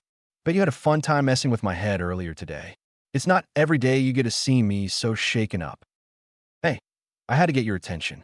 Naruto chuckled, swatting away his sensei's arm. Plus, it all worked out in the end, right? Can't argue with the results. Kakashi shrugged smilingly. He got up as Naruto hopped to his feet. We still have more to talk about, though, regarding your plans. I was hoping to hear your opinion. Naruto grinned. But not right now. It's getting late, so we'll talk tomorrow. Same place at noon. Sound good? Kakashi nodded. And Naruto? Yeah. Kakashi extended his hand towards Naruto, smiling under his mask. I'm sorry. The copy nin's eyes widened when Naruto rushed forward and hugged him instead of taking his hand. Kakashi looked down, bewildered at the boy's actions. I've already forgiven you, Naruto murmured. Yep. Kakashi smiled down at the boy, gently patting his back. Naruto released his sensei. The Jonin smiled and waved him off, promising not to be late to their meeting. The blonde waved until his teacher was out of sight. Naruto smiled and stared up at the sky, which was a dark shade of blue. Stars were already starting to appear. Is Naruto-sama happy? Yuzura asked from behind him. Very happy, Naruto answered as he continued to look at the sky. His back was to Yuzura. I really feel like Kakashi-sensei and I can understand each other better now. I'm not mad at him for abandoning me, but rather I'm happy that he's agreed to help me. I am happy that Kakashi-san has agreed to lend us his aid. Yeah, it really makes me feel confident about the future. Naruto smiled. So you're not sad at all? Naruto frowned at the question. He turned towards the Inari Kitsune. Her head was bowed so that her white bangs covered her eyes.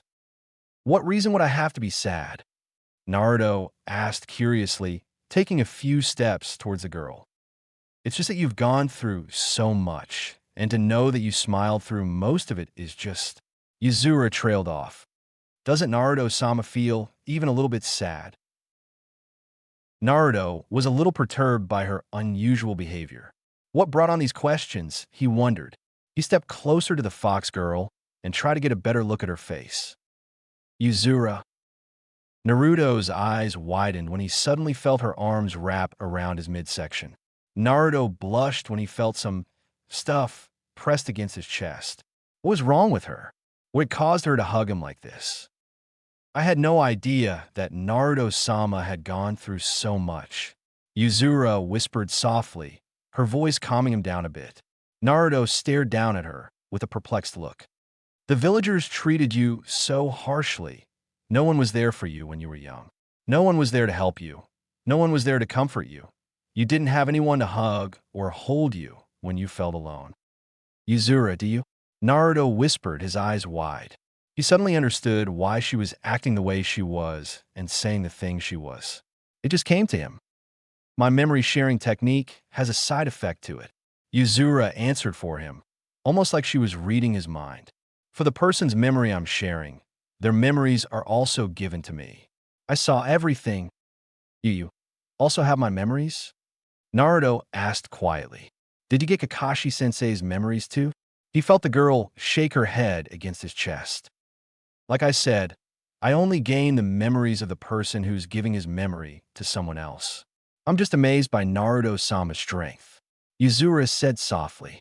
The things you were subjected to would have broken most people. How were you able to stand it all? Well, I'm not really sure how I was able to take all the villagers' hate for so long. Naruto replied, I never really blamed the villagers for their hate, since it was really directed at the QB and not so much at me. They just needed someone to blame to forget the pain of the past. Eventually, I decided that I could be the person they admired and looked up to instead. He felt Yuzura's arms tighten around him. It must have been painful for you at times. It was sometimes, Naruto admitted. He was surprised when his arms found their way around the girl. But I was confident that things could get better. I was determined to change how people looked at me. In a way, it's similar to how things are for me now. I want to change the future so that I can avoid certain things that I regretted in my past life. I'm not sad because I have people like you and Kakashi-sensei to help me. Naruto looked down at the girl, who raised her head to look at him. He was shocked to find tears lingering in the corners of her purple eyes. Naruto-sama, you have my promise that things will change for the better. I'll make it so, Yuzura said fiercely, breaking away from him. I make sure that you won't have to go through any pain like that ever again. I will protect you as well as the ones you love. I never had any doubt about that. Naruto smiled at her. I'm really glad I have someone like you to help me, Yuzura. The girl smiled warmly at him. Naruto grinned a bit and felt his face burn when he saw that radiant smile. Yuzura bowed her head at him. Naruto-sama is a really kind master. You're a great friend. Naruto smiled, making her raise her head again. And thanks for, comforting me. I will always be here when Naruto-sama is feeling sad. Yuzura smiled. I will do my best to make sure you are happy. Thanks. Naruto smiled at the kitsune. Shall we head home then? Not right now. Naruto shook his head at her. I think I'll go for a walk in a village. Maybe I'll hit Ichiraku's while I'm there. I feel like I need to clear my mind. Very well. Yuzura nodded to him. I'll wait patiently for your safe return. You do that. Naruto chuckled lightly as the girl turned and disappeared into the forest. He turned around and walked down the trail that led to the village.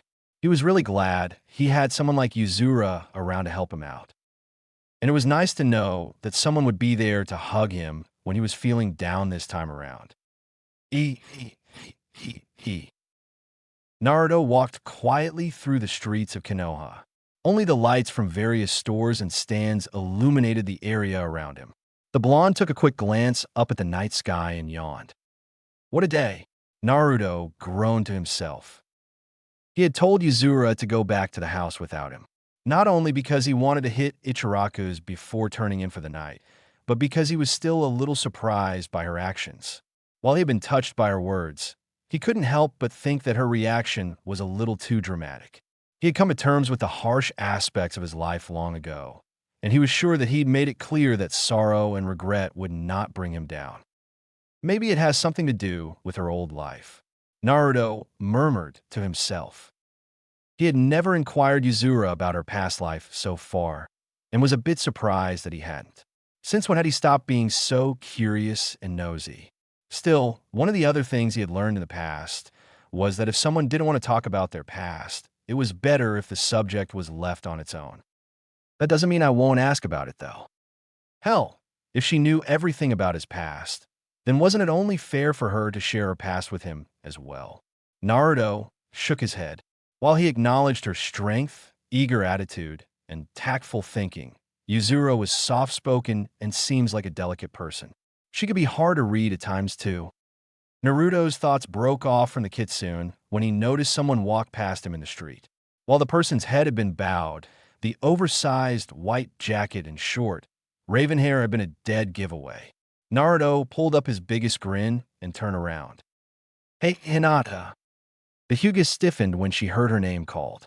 Hinata had departed from the training grounds not too long ago. She and her team had been given a test by their sensei, Yuhi Kurenai, to see whether or not they were truly ready to become ninjas. It had taken them the entire day, just to pass the test. She had been musing about how disappointed her father would be with her when she told him until someone greeted her. Hinata was shocked and overjoyed when she turned around and found that it was Naruto who had greeted her. And Naruto-kun. Hinata stammered, cursing herself for her loud greeting. H, how are you? She internally berated herself again. Now she was being too quiet. I'm Fine. Just decided to go for a walk to think about a few things. Clear my mind and all that. Naruto grinned at the girl. Is something troubling you? Hinata asked curiously. Not particularly. Naruto shrugged. What? A guy can't take a stroll unless something's bothering him? And no, I didn't mean. Hinata blushed, thinking she had offended him. Hey, calm down. It was just a joke. Naruto smiled at her, causing her blush to darken. Lighten up. Sorry. Hinata mumbled, bowing her head slightly. Naruto grinned at her. He felt a little bad about teasing her, but he couldn't resist. She was just so damn adorable when she was blushing. The blonde smile vanished when the memory of her death flashed in his mind. Just the thought of her dying in his arms was already starting to make him sad and angry. Naruto brushed off those emotions. She was here, in front of him, alive and breathing. Secretly, one thing he had regretted in the past was that he had never really gotten the chance to court the beautiful Hyuga. After she had confessed during the fight with Pain, everything else just sorta happened. They'd get together and talk. They held hands most of the time, shared lots of hugs, but had never gone on any dates. Hinata had been the one to initiate the relationship, and he had always hated his obliviousness towards her feelings in the past. Naruto's smile returned when he remembered a warmer, more precious memory to him. A first kiss, a night of passion, being with someone you love. Hey, Hinata, you want to go to Ichiraku's with me and get something to eat? Hinata's head shot up. Her expression was a look of shock and disbelief. Yeah. Naruto grinned. And now I have a second chance with her too. Small. It's on me. Naruto smiled, grabbing her hand. His grin widened when he heard her gasp in surprised joy. Ichiraku's has the best ramen in the village. Hinata just nodded dumbly as she allowed her crush to pull her through the streets. Was this all some kind of dream? It was a wonder he had even greeted her. Since when did he start paying attention to her? And now he was taking her out to eat? Her blush intensified when she felt Naruto give her hand a light squeeze. Or was that just her imagination? She didn't know what had brought this on, but she thanked whatever gods existed for letting this happen to her. Naruto led Hinata to the ramen stand and gestured for her to sit down. He sat down next to her only after she had taken a seat. Naruto ordered 2 bowls of ramen from Tucci, who got to work right away. Ayam gave Naruto a sly look when she saw he had brought a girl with him. Naruto just grinned at the older girl, turning his attention to Hinata while they waited for their food. So, Hinata, how do you like your team? Naruto asked. Oh, they're all kind to me. Kurenai-sensei is good, kind teacher, Hinata replied, blushing at the attention Naruto was giving her. Kiba and Shino were kind and patient with me as well. I'm sure we'll all get along just fine. I'm glad to hear that. Naruto smiled. A nice girl like you deserves to be treated with respect. Hinata just stared at him. Was he showing concern for her? What about you, Naruto-kun? Hinata asked, determined to keep the conversation going. She was finally spending some quality time with Naruto. She would not screw this up. Do you like your team as well? We have our differences, but we're all good friends. Naruto answered. Sakura and Sasuke are good teammates, and my sensei Kakashi is nice too. He doesn't act anything like how I expected Jonin to be, but that's what makes him an interesting sensei. What makes him different? Hinata asked curiously. He always arrives late to things. He never takes off his mask, and he's always reading this small orange book he keeps in his pocket. What's the book about? Naruto grinned to himself. He was guilty of reading Jiraiya's books in the past. There were even some chapters he had memorized by heart. A certain chapter in volume 16 came to mind. Well, I did get him to read a passage to me. I guess I could tell you, but it's a little crude. Naruto gave the offer. Now all she had to do was give him permission. I don't mind. Hinata smiled. She rolled her eyes when she remembered some of Kiba's innuendos he had told her during their test. All right then. Naruto grinned, leaning closer to her. Hinata blushed at his close proximity. It starts out like this: a girl named Nao and her boyfriend. The redness that engulfed Hinata's face would have probably put a tomato to shame.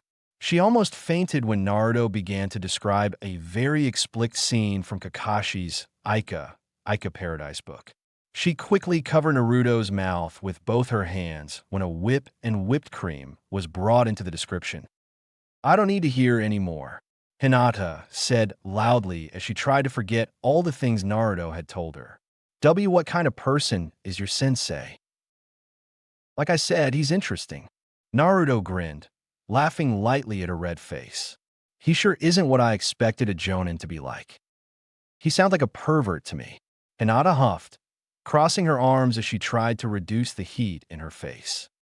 Naruto grinned happily to himself. He was glad things are going so smoothly. Maybe he had gone a bit far by telling her about Aika, but it didn't seem like Hinata was mad at him for telling her. She had insisted on his telling her about the book, of course. Naruto smiled warmly as he looked at the blushing girl beside him. Being together with Hinata again felt great. Seeing her alive again almost made him want to cry tears of joy. Still, he couldn't help but feel a little bit impatient. Things had happened pretty quickly between them in his past life. It was partly due to their maturity and need to be together as much as possible when they weren't fighting that had helped their relationship move along so quickly. Hinata had been braver and more outspoken then. Right now, she was back to being the shy, soft-spoken Hyuga heiress who had little to no confidence in her abilities and in herself. While he planned to rectify that as soon as he could, he would have to take things slow with her now. He could tolerate that, but her longed to hold her hand in hers again. Naruto wished the walk to Ichiraku's had been longer, so he would have had an excuse to hold Hinata's hand longer.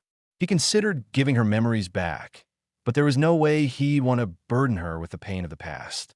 He wouldn't dare reveal that her sacrifice had not prevented his death. That would be much too painful. Naruto just wished he could just take her in his arms, hold her close, look deep into her lavender eyes, and if she would allow it, maybe get around to sharing another kiss with her, and Naruto-kun. Naruto's eyes widened when he realized his slip-up. He blushed a bit when he realized Hinata had been staring at her for quite some time now. Still, his blush couldn't even compare to hers. That color of red should be reserved for inanimate objects only.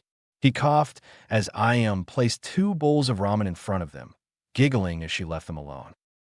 Sorry, did you say something? Naruto chuckled nervously, hoping he hadn't offended her.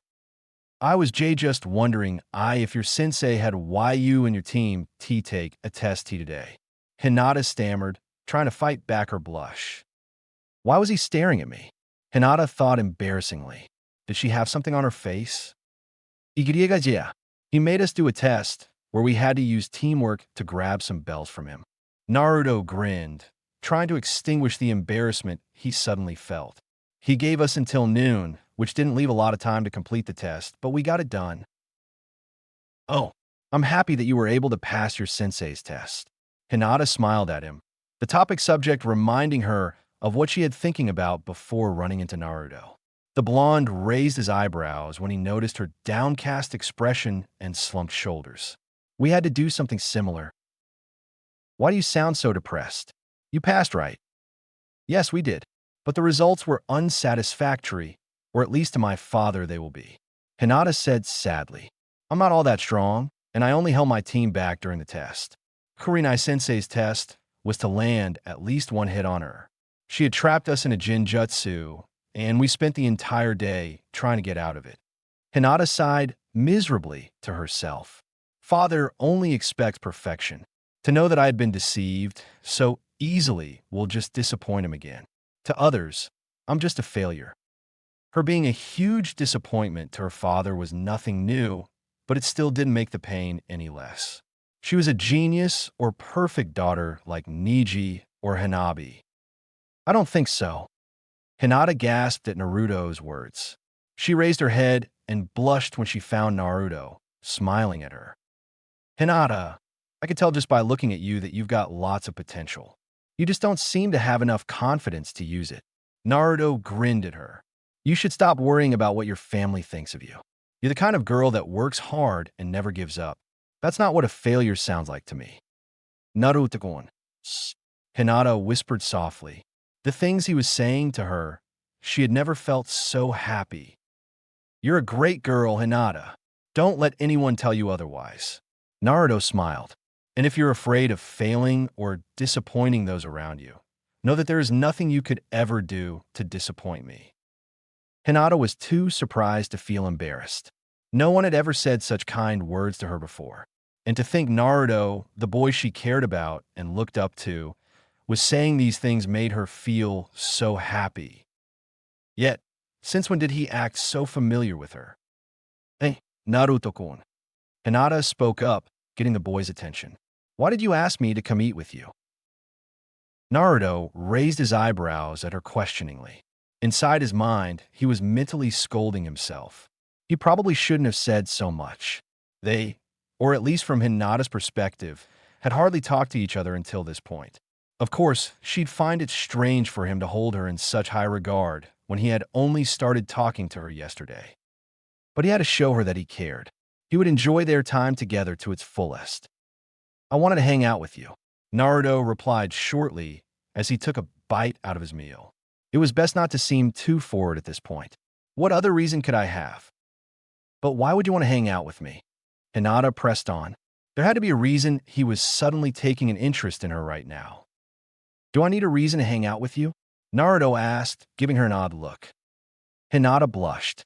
A tiny voice in her mind was screaming at her not to screw up her time with Naruto and just be thankful for everything that was happening and not ask questions. But she couldn't help herself.